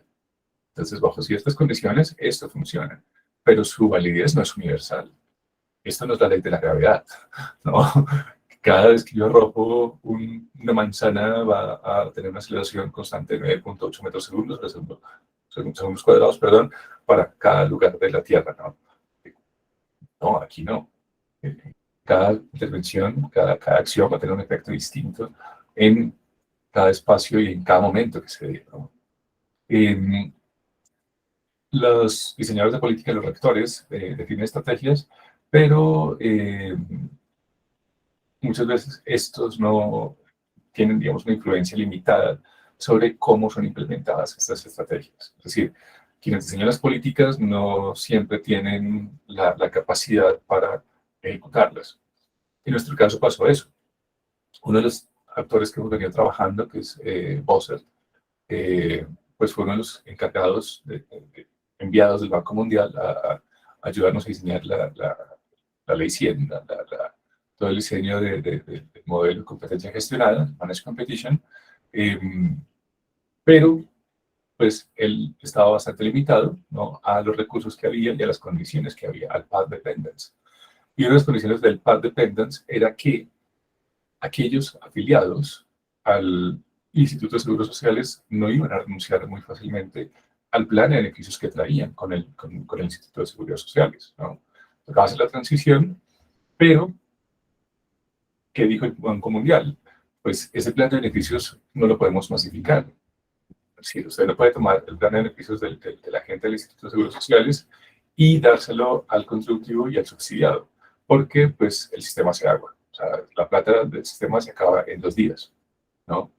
Eh, Ellos propusieron un plan de beneficios en salud que contuviese menos tratamientos y una financiación menor para poderla distribuir a toda la población. Pero había unos derechos adquiridos, legalmente no se podía, uno no le puede quitar a la gente servicios, le puede poner pero no le puede quitar, ¿no? Es como el sueldo, ¿no? Es decir, uno a una persona le puede subir el sueldo pero no se le puede bajar, en teoría. Entonces, aquí pues pasó lo mismo. Entonces, claro, desde el principio, quienes diseñaron la política, pues no tuvieron, digamos, mucha injerencia, ¿no? Mucha agencia en última instancia para poder realmente controlar las variables que se estaban modificando, ¿no? No tenían la influencia suficiente, no tenían el poder para hacerlo. Las estrategias pueden alcanzar sus objetivos. De nuevo, claro que sí. Lo es que, por ejemplo, la política contra el COVID, ¿no? Sí, se logró reducir el COVID. Fue una intervención, pues, podemos decir que exitosa, porque sí, efectivamente se acabó con el COVID, pero también puede producir muchas consecuencias impredecibles o no intencionadas. ¿Qué es lo que estamos viendo hoy en día? Pues que se compraron muchas vacunas, muchas están pudriendo, ¿no? Eh, las compramos a unos precios exorbitantemente caros, ¿no? 3, 4, 5 veces más caras de las que la compró República Dominicana. En este momento, pues, todos los recursos se fueron hacia allá, están descuidados toda la parte de atención prenatal, toda la parte de salud sexual y reproductiva, todo eso se descuidó, toda la plata se fue para comprar vacunas, mucha plata esa era para pagar nóminas, es decir, cualquier cantidad de spillovers que ustedes quieran, de los que nos hemos enterado, ¿no? Falta por saber más adelante todos los chanchullos que se hayan hecho también y todos los problemas, digamos, que hayan afectado al sistema en el mediano y largo plazo. Mm, Pero sí, en última instancia, pues sí, podemos decir que se compraron vacunas, las vacunas se aplicaron. Y de una forma, digamos, bastante democrática, ¿no? Pero esos peros ya los veremos más adelante. Porque, pues, ya saben, no fue un proceso transparente. El gobierno hasta el último momento intentó tapar cuánto se había comprado y a qué precios, supuestamente por secreto corporativo. El secreto corporativo protege la composición de la vacuna, es decir, de qué está hecha, en qué cantidades, pero no protege a cómo se venden y cuántas unidades. Entonces también nos ven aquí la clara, ¿no? Muchas políticas en salud se dice que buscan proteger o servir a los pobres, a los vulnerables, pero raramente estas miden eh, y muestran cómo los servicios mejoran las condiciones de esta población en desventaja, ¿no? Es decir, muchas políticas son pro pobres, pero al final pues no se muestra cómo afecta esto positivamente a los pobres, ¿no? Realmente los saca la pobreza, una medida obviamente de salud pública para pobres pues no tiene que sacarlos de la pobreza. Mejora sus condiciones de vida, pues es difícil hacer el rastreo si son, por ejemplo, indigentes, ¿no? ¿Cómo se rastrea esto? ¿Cómo se puede hacer un seguimiento? Pues es difícil, ¿no? Es decir, entonces sí, son políticas pro pobres, pero no se muestran resultados claros, porque es difícil hacer el rastreo a esta población, muchas veces migrante. lo mismo, si se quieren hacer políticas para población migrante, ok, los tenemos hoy, mañana ya se han ido. Ingresan en Panamá tras un por el Darién. Entonces es complicado. ¿Qué se puede hacer? Pues bueno, según la teoría de la complejidad, ¿no? Nos dice, bueno, ¿por qué los sistemas complejos adaptativos, los caminos, perdón, los sistemas complejos adaptativos son relevantes para escalar estas intervenciones, es decir, para que generen sinergias y maximicen su potencialidad para que escalen, ¿no? Aquí tenemos el bucle de retroalimentación positivo, ¿no? Recuerden, ese efecto mariposa, es decir, para que una medida genere ese efecto mariposa, para que genere una bola de nieve, ¿no? Que vaya creciendo y escalando. Es lo que significa el scaling up. Unas características de los sistemas complejos adaptativos, entonces, es que las intervenciones que pueden funcionar, ¿no? A pequeña escala,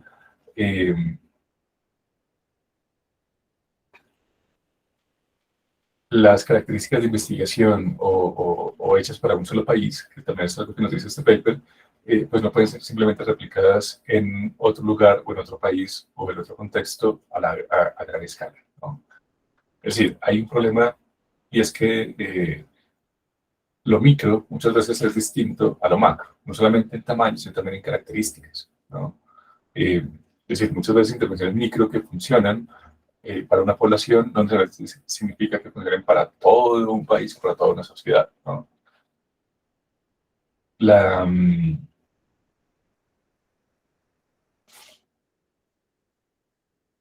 sí, es decir, las dinámicas micro son distintas en última instancia a las macro, ¿no? Es decir, las dinámicas que se fijan desde abajo hacia arriba son distintas a las que se fijan desde arriba hacia abajo. Y no siempre generan sinergias, ¿no? Muchas veces lo que generan es interferencia.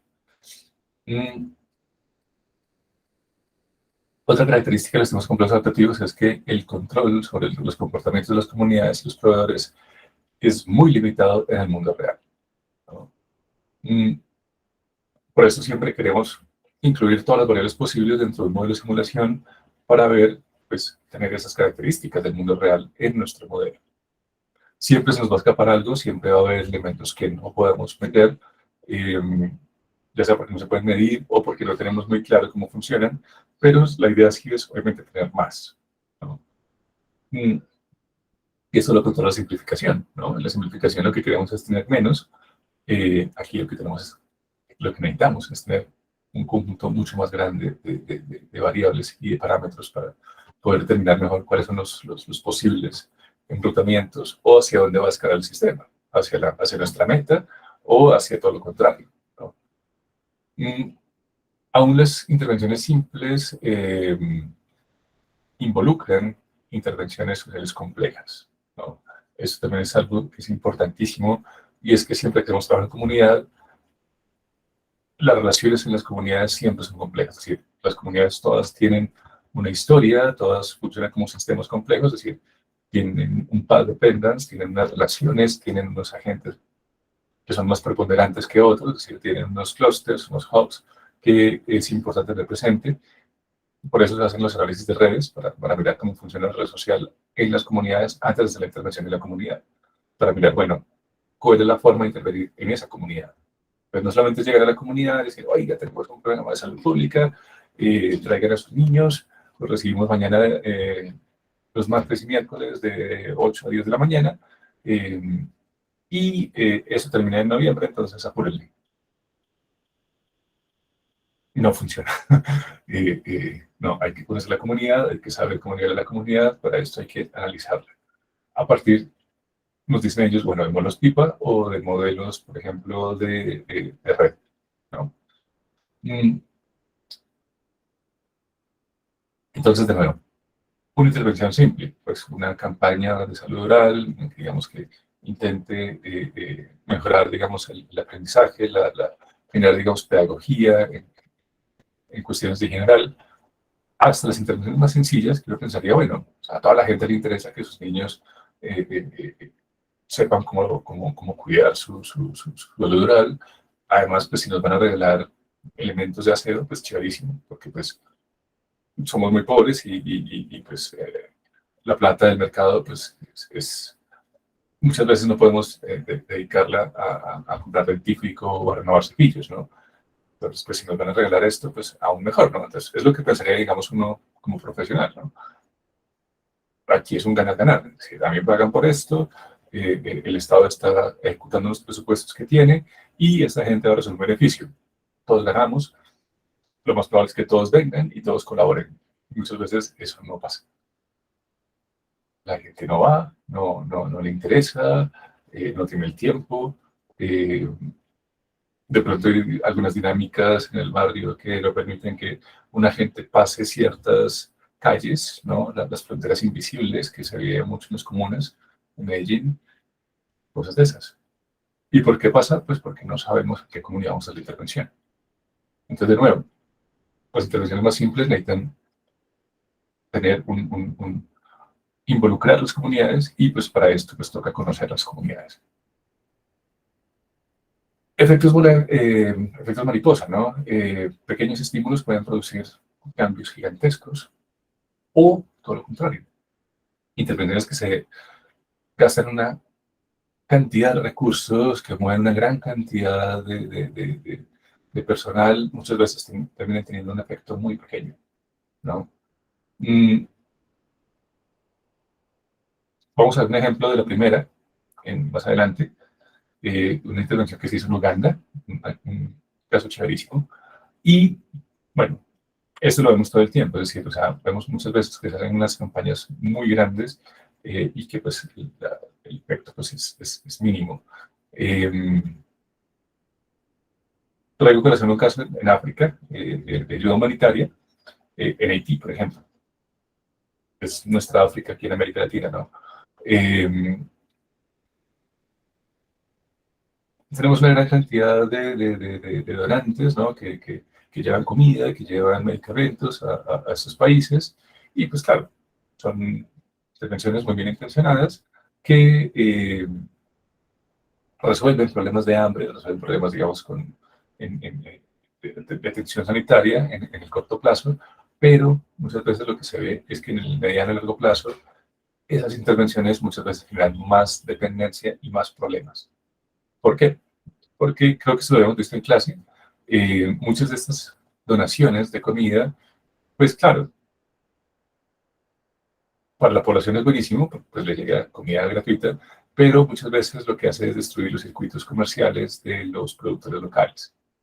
Entonces, claro, yo soy un granjero en Uganda, en Tanzania, produzco obviamente mi cosecha, pero llega un donante internacional, USAID, y regala la comida. ¿Quién me compra mi producción? ¿Quién se va a comer eso? Yo no la puedo regalar. Yo soy un granjero pobre, ¿no? A diferencia de Kellogg's o de estos grandes consorcios globales que sí pueden regalar la comida, ¿no? Entonces, pues, ¿qué pasa? Pues me están clonando.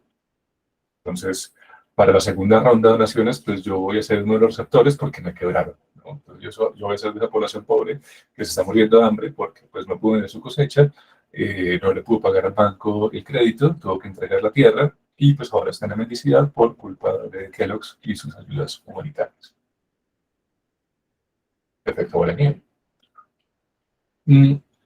Y pues de la mano de lo anterior, pues esto, ¿no? Las consecuencias no intencionadas son bastante comunes. Lo veíamos en la política contra las drogas. En vez de minimizar la producción, aumentó, escaló.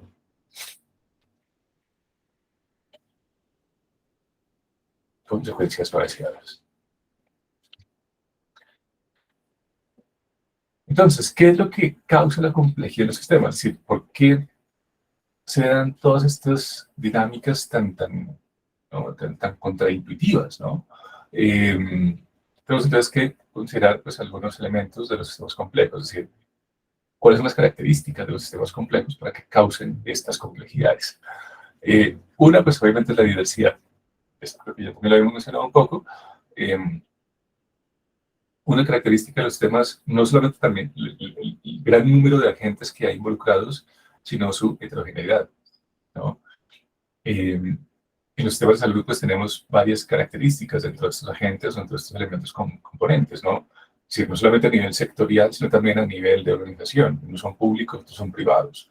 Entonces tenemos proveedores, tenemos servicios, organizaciones, aseguradores, farmacias y diferentes tipos de organización dentro de los sectores, ¿no? Dentro de la salud oral, por ejemplo, tenemos una oferta pública eh, que funciona, digamos, bajo un esquema de patrón asalariado, ¿no? Es como una suerte de estructura vertical de trabajo, pero también tenemos todavía algunos vestigios de profesión liberal en la que el odontólogo es empresario, ¿no? Tiene su consultorio y pues vive de esta renta, ¿no? De atender pacientes y entre más pacientes, pues mejoran sus ingresos, pocos pacientes, pues sus ingresos decrecen, ¿no? Pero también está sujeto a ser asalariado de un privado, ¿no? Bajo el modelo de las EPS o de estos grandes consorcios que vienen al país. Salud, por ejemplo, estas transnacionales que vienen y pues tienen una escala de operación gigantesca, ¿no? Entonces, todo esto, pues obviamente, implica unas diferencias muy grandes en términos de oferta. Hacen que los agentes entonces tengan una muy grande diversidad, una diversidad muy grande, perdón. La conectividad, ¿no? ¿Qué tan cerrado está el vínculo, ¿no? Entre un agente y otro, ¿no? Ya sea a nivel de persona, es decir, a nivel micro o macro en el sistema, ¿no? Es decir, las personas con las empresas, con las organizaciones, ¿no? Con el asegurador, con el prestador del servicio, o entre ellos, ¿no? Ya a nivel macro, asegurador con prestador, ¿no? Es decir, qué tan estrechos son los vínculos, qué tantos vínculos existen, ¿no? Que es, de nuevo, uno de los problemas del modelo Ley 100, y es se establecen los convenios, se permite que ellos establezcan los convenios que quieran, pero esos convenios pues no tienen mucha regulación. La interdependencia, perdón, y es bueno, ¿qué tanto afectan las acciones de un elemento a los otros, ¿no? Es decir, ¿cuál es la capacidad de influencia de un sector frente a otros? Ya vimos que el asegurador tiene una capacidad de influencia brutal, el asegurado no tanto, ¿no? Llegan quejas a la Superintendencia de Salud que no son resueltas, que no tienen ningún tipo de efecto. Muchos de los pacientes tienen que tutelar para poder realmente acceder a sus derechos y aún así hay renuencia y hay algunos factores restrictivos por parte de la oferta para que la población no pueda acceder a sus reclamos, ¿no?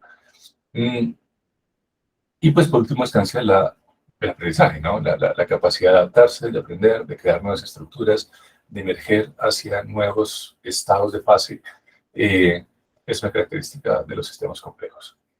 Entonces, todo esto junto, pues es lo que nos lleva a que tengamos efectos mariposa, a que tengamos resultados contraintuitivos e incluso adversos, ¿no? Es decir, consecuencias no deseadas, por ejemplo. Entonces, ese es un modelo digamos, que busca hacernos entender un poco cómo funciona la complejidad dentro de un sistema de salud. Entonces, de nuevo, volvemos a nuestro modelo sistémico, ¿no? Aquí tenemos entonces unas condiciones iniciales, unos inputs, un contexto, ¿no? Que nos da ciertas características. Tenemos entonces el sistema, ¿no? En su complejidad, a partir de nuevo, de esas características que acabamos de ver, ¿no? La diversidad, la conectividad, la interdependencia y el aprendizaje. Eso, digamos, de nuevo, es lo que configura o lo que caracteriza más bien un sistema o la complejidad de un sistema de salud. Tenemos unas perturbaciones, ¿no? De afuera, es decir, unas intervenciones, unos programas que se ajustan para mejorar la eficiencia, ¿no? de este sistema.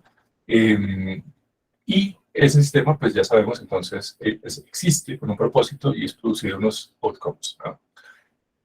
Esos outcomes pueden ser intencionados o pueden ser no intencionados, pueden ser consecuencias no intencionadas.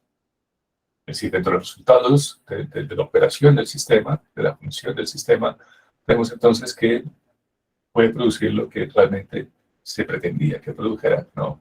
Cuyo propósito era producir, como por ejemplo servicios sanitarios o mejorar el estatus de salud, o también puede producir pues, distorsiones en el servicio, sinergias negativas o también positivas, es decir, puede que además de mejorar el sistema de salud también mejore, no sé, la percepción frente al sistema o esto, no sé, permita mejorar también los niveles de productividad del sector empresarial, por poner ejemplo, ¿no?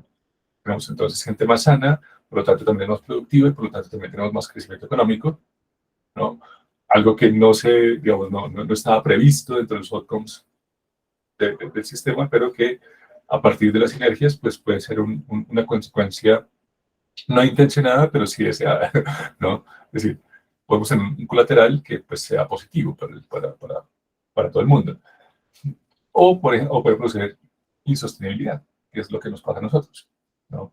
Las consecuencias no deseadas. Entonces, mejora las variables de salud, mejora el estatus de salud, de pronto no mejore las condiciones laborales de los profesionales y también pues, puede producir insostenibilidad económica. Esos outcomes, a su vez, también entonces funcionan, perdón,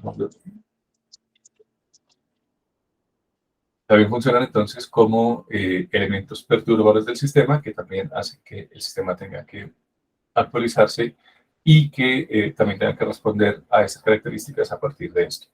¿Cómo responde el sistema? ¿No? ¿Cuáles son estos patrones de cambio? Pues a partir de respuestas complejas o no complejas, ¿no? Respuestas no complejas pueden ser desorganización, respuestas lineales, ¿no? Un problema a la vez. Entonces, puede producir algunos equilibrios que no sean óptimos, o órbitas periódicas, es decir, el sistema se mueve bajo un atractor y eso puede ser, digamos, un estado no óptimo del sistema. Puede tener características de sistemas complejos y es, por ejemplo, elementos de cascada, ¿no? Alcanzar estos tipping points. Aquí vemos un ejemplo de que sería un tipping point. Es algo que empuja el sistema, que lo hace mover, que lo hace cambiar su estado de fase y que lo lleva a un nuevo estado. ¿Cuál es, digamos, la característica principal de estos tipping points? Que estos nuevos estados pues, son impredecibles. No sabemos realmente hacia dónde pueda converger, a diferencia del agua. Uno sabe que calentando el agua, pues obviamente va a alcanzar un punto crítico, de masa crítica, donde va a hervir. O que si uno enfría el agua, pues va a cambiar su estado líquido en algún momento a sólido, ¿no? En un punto crítico de temperatura negativa. Con los sistemas complejos, pues es mucho más difícil, ¿no? Poder saber hacia dónde va a emerger. Bueno, hay transiciones de fase, pues tiene que ver con esto, hay una dependencia del camino y estructuras emergentes, ¿no? Hay formas de organización no formal o informales, ¿no? Dentro de estas instituciones que también regulan el comportamiento de los agentes y que, pues, obviamente nos llevan a que esa regulación, pues, choque o se complemente con la que viene desde arriba, con la que impone el sistema desde arriba, ¿no? Otra característica, entonces, es que, pues, los sistemas cambian en el tiempo, ¿no? De nuevo, a partir de esta dinámica, ¿no? De esta transformación constante de inputs en outputs y que estos outputs, pues, obviamente también transforman las características de los inputs, pero también transforman las características del sistema y que lo llevan a esto, ¿no? A producir ese tipo de reacciones. Pues, obviamente, eso también hace que el sistema cambie en la medida que se va adaptando, en la medida que se va, digamos, transformando a sí mismo. Y pues obviamente una forma de medir esos cambios, pues es eso, no podemos hacerlo a partir de una instantánea, de mirar las circunstancias en un momento y decir, bueno, lo logramos, lo hicimos bien, o no, toca mirar cuáles son las consecuencias, no solamente en el corto plazo, sino también en el mediano y largo plazo. Por eso es muy importante las simulaciones, porque las simulaciones nos permiten ver estos efectos en periodos largos de tiempo, ¿no? Entonces, ¿cuáles son estos caminos por los cuales, o estas rutas por las cuales los sistemas de salud escalan, ¿no? Según, o bien a través de los lentes del CAS, de los sistemas adaptativos complejos?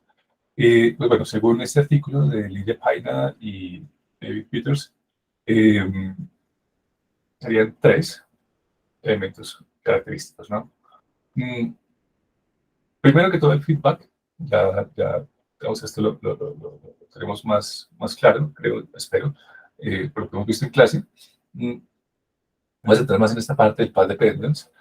Path dependence, de nuevo, es un poco como lo que veíamos con el efecto mariposa, es decir, un sistema en un momento de su trayectoria, ¿no? de su historia, eh, pues pudo haberse enfrentado a una bifurcación, es decir, o iba por acá o iba por acá, ¿no? Por ejemplo, en los 90.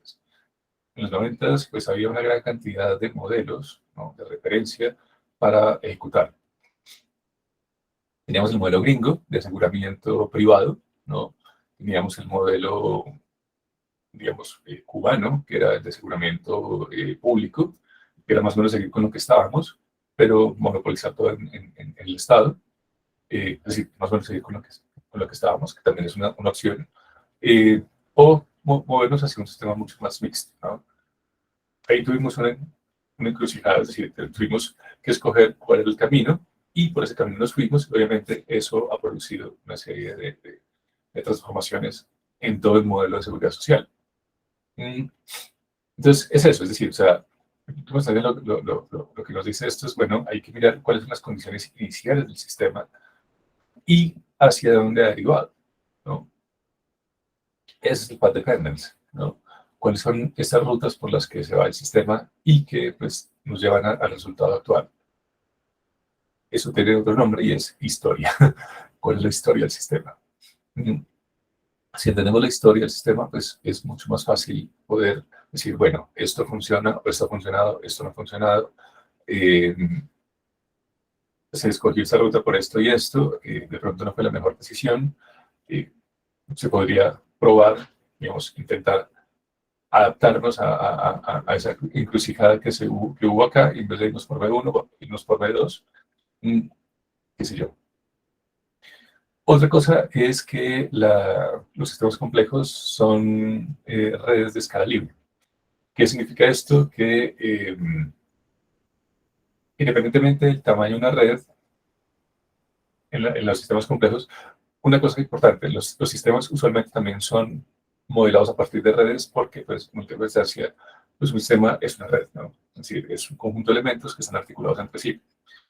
Hay toda una teoría matemática que se llama la teoría de grafos o teoría de redes que intenta mirar cómo las redes se comportan, cómo evolucionan, y pues aquí, ¿qué es lo que hacemos? Pues simplemente cada nodo pues es un dato, ¿no? Cada enlace también es un dato. Entonces tenemos nodos, tenemos enlaces, cada puntico es un nodo, cada línea es un enlace, y lo que vemos entonces es que estas redes también nos permiten mirar cómo evolucionan a partir de modelos matemáticos. Esos modelos matemáticos principalmente están basados en álgebra lineal, es decir, en álgebra de matrices.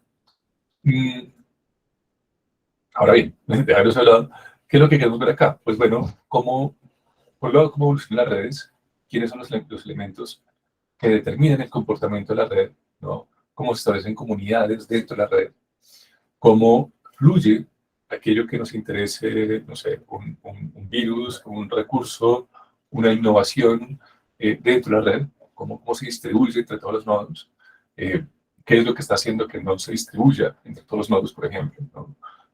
Cuáles son los factores limitantes para que algo pues, no escale toda la red, etcétera, ¿no? Entonces, pues digamos, es la idea, ¿no? de hacer estos modelos de red. Ahora bien, una característica importante, como les decía, de los sistemas complejos es que son redes libres de escala.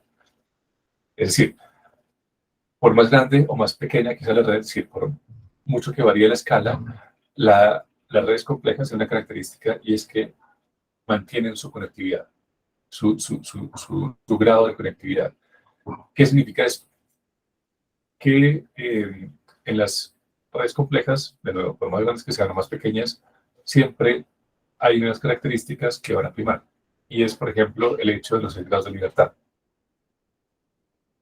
Este experimento se ha hecho en redes sociales como Facebook, por ejemplo, en la red eléctrica de Estados Unidos, que es la más compleja de todo el mundo, en redes como Internet, por ejemplo, y se ha descubierto que, y en redes neuronales incluso, es decir, en el cerebro mismo funciona también esto, que significa que cualquier neurona, o cualquier persona o cualquier estación eléctrica está a solo 6 grados de distancia de otra red. Es decir, los grados de separación son, en una red social, por ejemplo, serían el amigo del amigo, perdón, el amigo de el amigo del amigo del amigo de mi amigo, ¿no?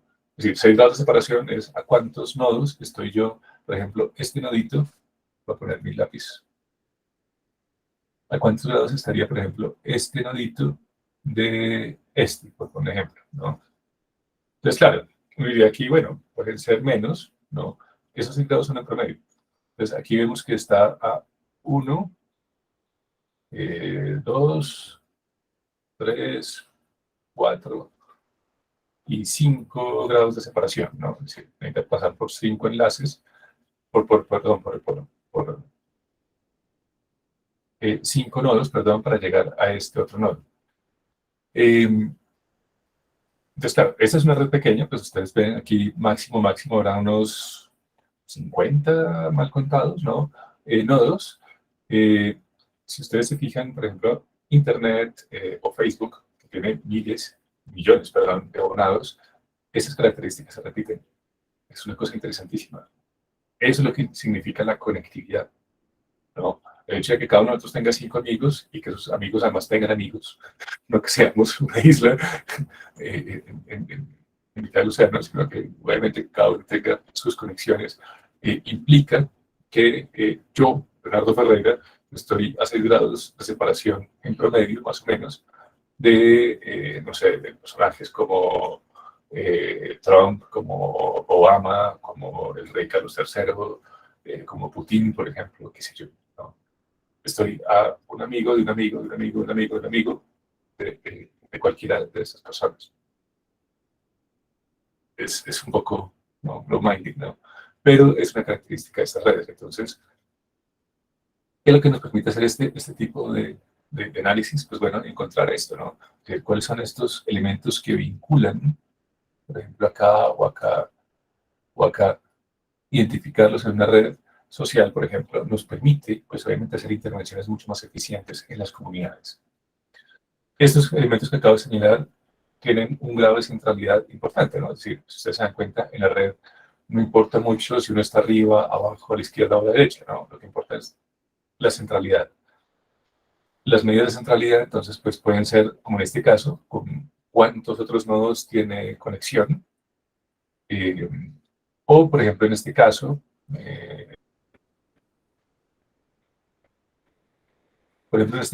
¿no? Si ustedes se dan cuenta, este nodo pues solamente tiene 2 vecinos, ¿no? Es decir, tiene únicamente 2 grados de conectividad. Pero si no es por este nodo, esta red quedaría suelta, ¿no? Entonces, este, por ejemplo, tiene lo que se llama un grado de centralidad de betweenness, es decir, sirve de puente. Entonces, no es un elemento que sea muy popular en la red, pero es un puente, es algo que comunica la red. Entonces, su importancia no radica en que conoce a muchos nodos, que tienen muchos amigos, ¿no?, sino que comunica comunidades. Es un elemento también importante, ¿no? Sobre todo si queremos hacer campañas de prevención o digamos, establecer, digamos, algún tipo de análisis epidemiológico.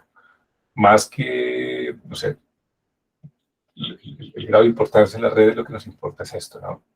Cómo hacer que, por ejemplo, esa comunidad quede aislada del contagio de algún virus, por ejemplo, ¿no?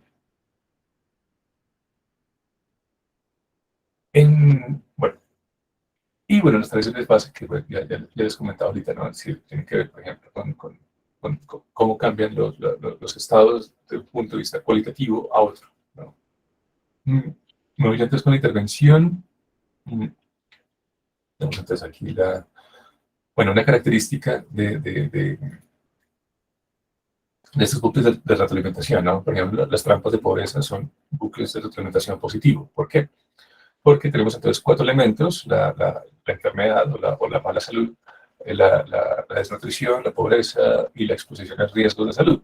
Entonces, a más exposición de riesgos de salud, pues más pobreza, porque, pues claro, si está más expuesto, pues significa que va a tener peores condiciones laborales, es decir, menos productividad, y pues obviamente esto afecta a la pobreza, es decir, más exposición, pues más pobreza, más exposición, más exposición a riesgos, pues obviamente hace que aumente, digamos, esta enfermedad. En la medida que aumente la enfermedad, pues también aumenta la exposición a estos riesgos de salud. Aquí esta flecha está mal, esta flecha debería ser así. Eh, la desnutrición, pues también nos lleva a que haya una mala salud, pues también aumenta la desnutrición, porque pues, la persona le baja el apetito, no come, qué sé yo. Una mala nutrición, pues también aumenta los riesgos, la exposición a riesgos, los riesgos también aumentan la desnutrición, la pobreza aumenta la enfermedad, la enfermedad de la salud. Bucles y bucles de alimentación positiva. Esto es una trampa de pobreza. También lo vemos a nivel de gobernanza, ¿no? De instituciones. Una pobre gobernanza, una gobernanza mala, aumenta esta inequidad en el acceso, ¿no? Esta inequidad en el acceso aumenta la baja gobernanza.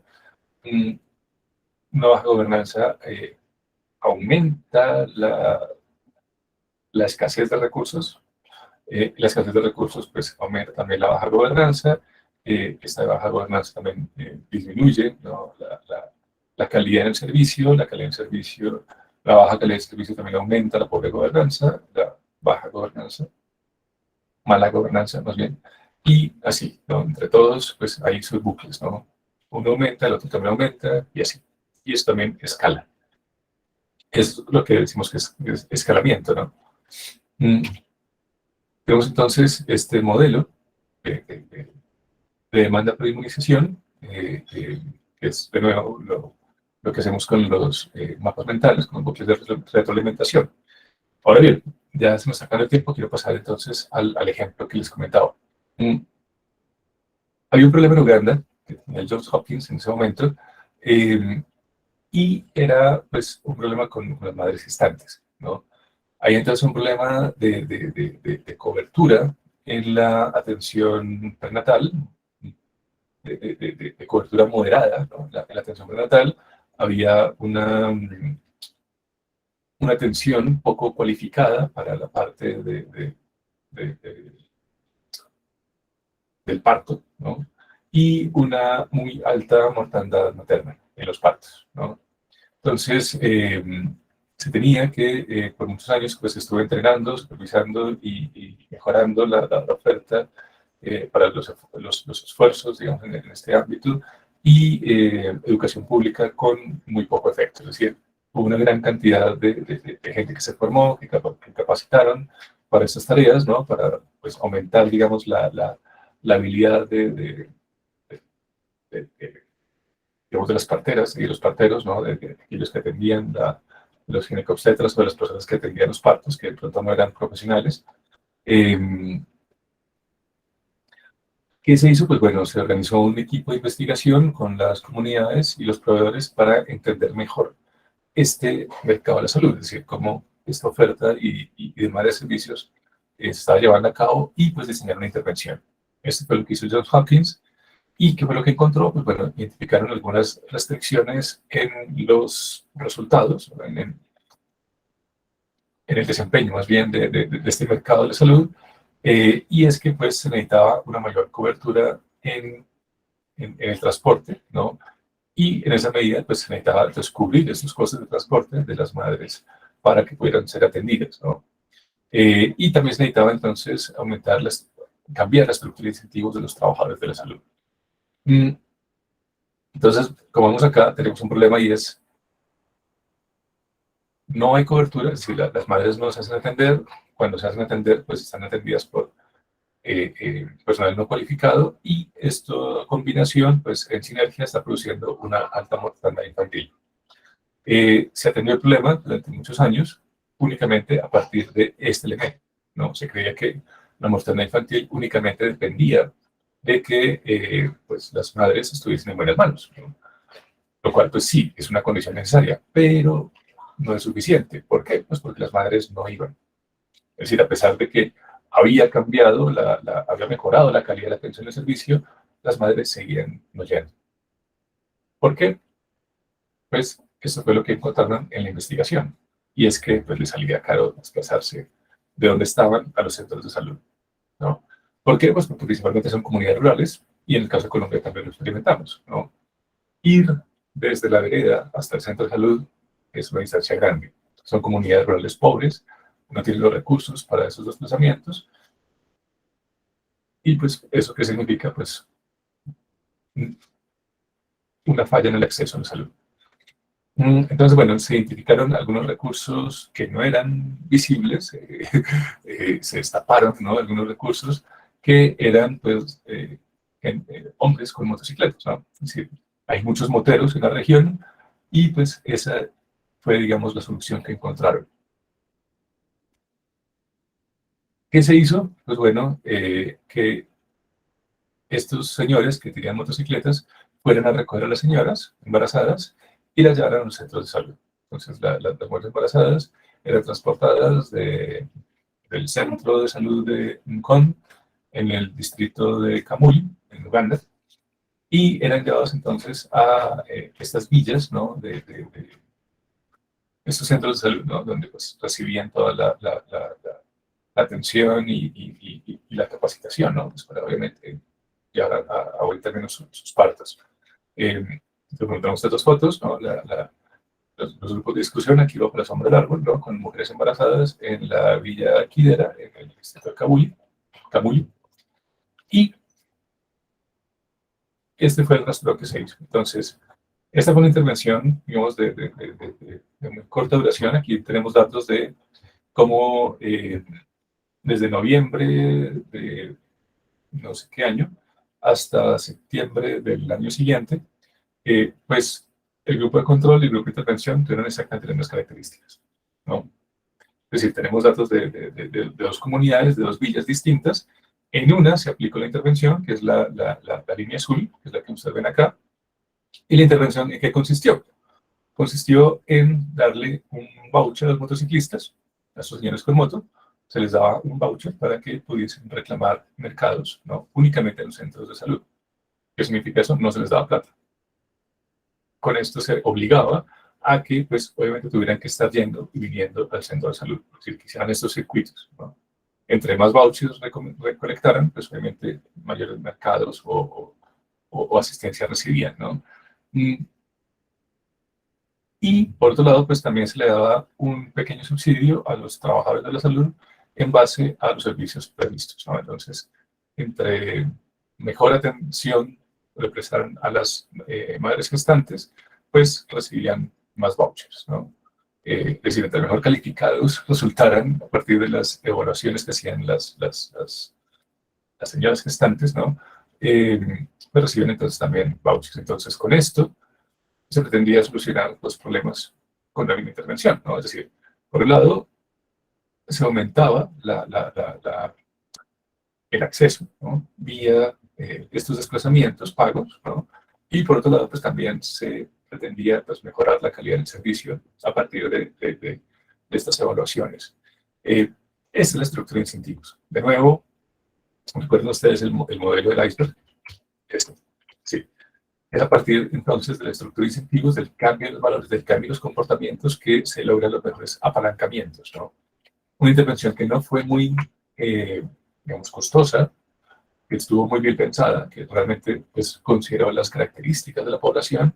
¿Y qué es lo que vemos acá? Pues bueno, el número de delivery, de entregas de estos moteros que desplazan madres hacia los centros de salud, pues aumentó. Es decir, en última instancia, aumentó el acceso de 200 casos que se veían desde noviembre hasta más de 1000, ¿no?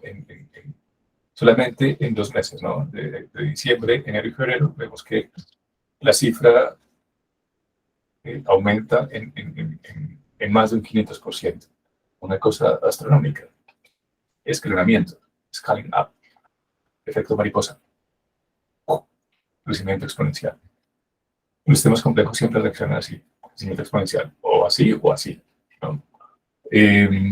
A partir de esa intervención. Una intervención pensada desde la dinámica de sistemas. ¿Qué se tuvo en cuenta acá? La autoorganización. Únicamente se anunció, es decir, a partir de socializar la información, oiga, si usted tiene una moto y quiere ganarse un voucher, pues eso es lo que hay que hacer. La gente, los señores con las motos llegaban libremente, ¿no? Y pues los centros de salud lo mismo, es decir, o sea, si usted sale bien evaluado, pues sí puede llevarse un voucher, le interesa, entonces claro, decían, ok, pues los recursos no nos sobran, bienvenidos sean, pues venga. Eso genera una sinergia, genera un modelo de autoorganización en la comunidad y esto pues obviamente llevó a que la atención prenatal pues aumentase, ¿no? Eso entonces lo que se quiere a partir de las intervenciones con pensamiento sistémico o con esa visión sistémica desde la complejidad. Preguntas, inquietudes, comentarios. Y vuelvo con ustedes. No, todo claro. Vamos a presentar. Bueno, eso es un poco lo que les quería mostrar, es decir, qué es eso de las instituciones, qué es eso del pensamiento sistémico, qué es eso de la complejidad, cómo se articula todo, un caso concreto, ¿no? Algo que podamos ver en la práctica, cuáles son las dificultades de llevar todo esto a la práctica, cuáles son las ventajas también de hacer esto de esta forma. Pues es un poco con lo que quería cerrar ya este primer corte, donde veíamos la parte metodológica, ¿no? Es decir, tenemos el marco conceptual y el marco metodológico de lo que es el seminario, y ya empezamos entonces a ver casos particulares, ¿no? Es decir, cómo ha sido el desempeño y la evolución de cada uno de los agentes dentro del sistema, qué fallos ha habido, qué consecuencias no deseadas ha habido, qué posibles respuestas puede haber a eso, ¿no? Es entonces lo que vamos a ver ya en las siguientes sesiones del segundo corte. Bueno,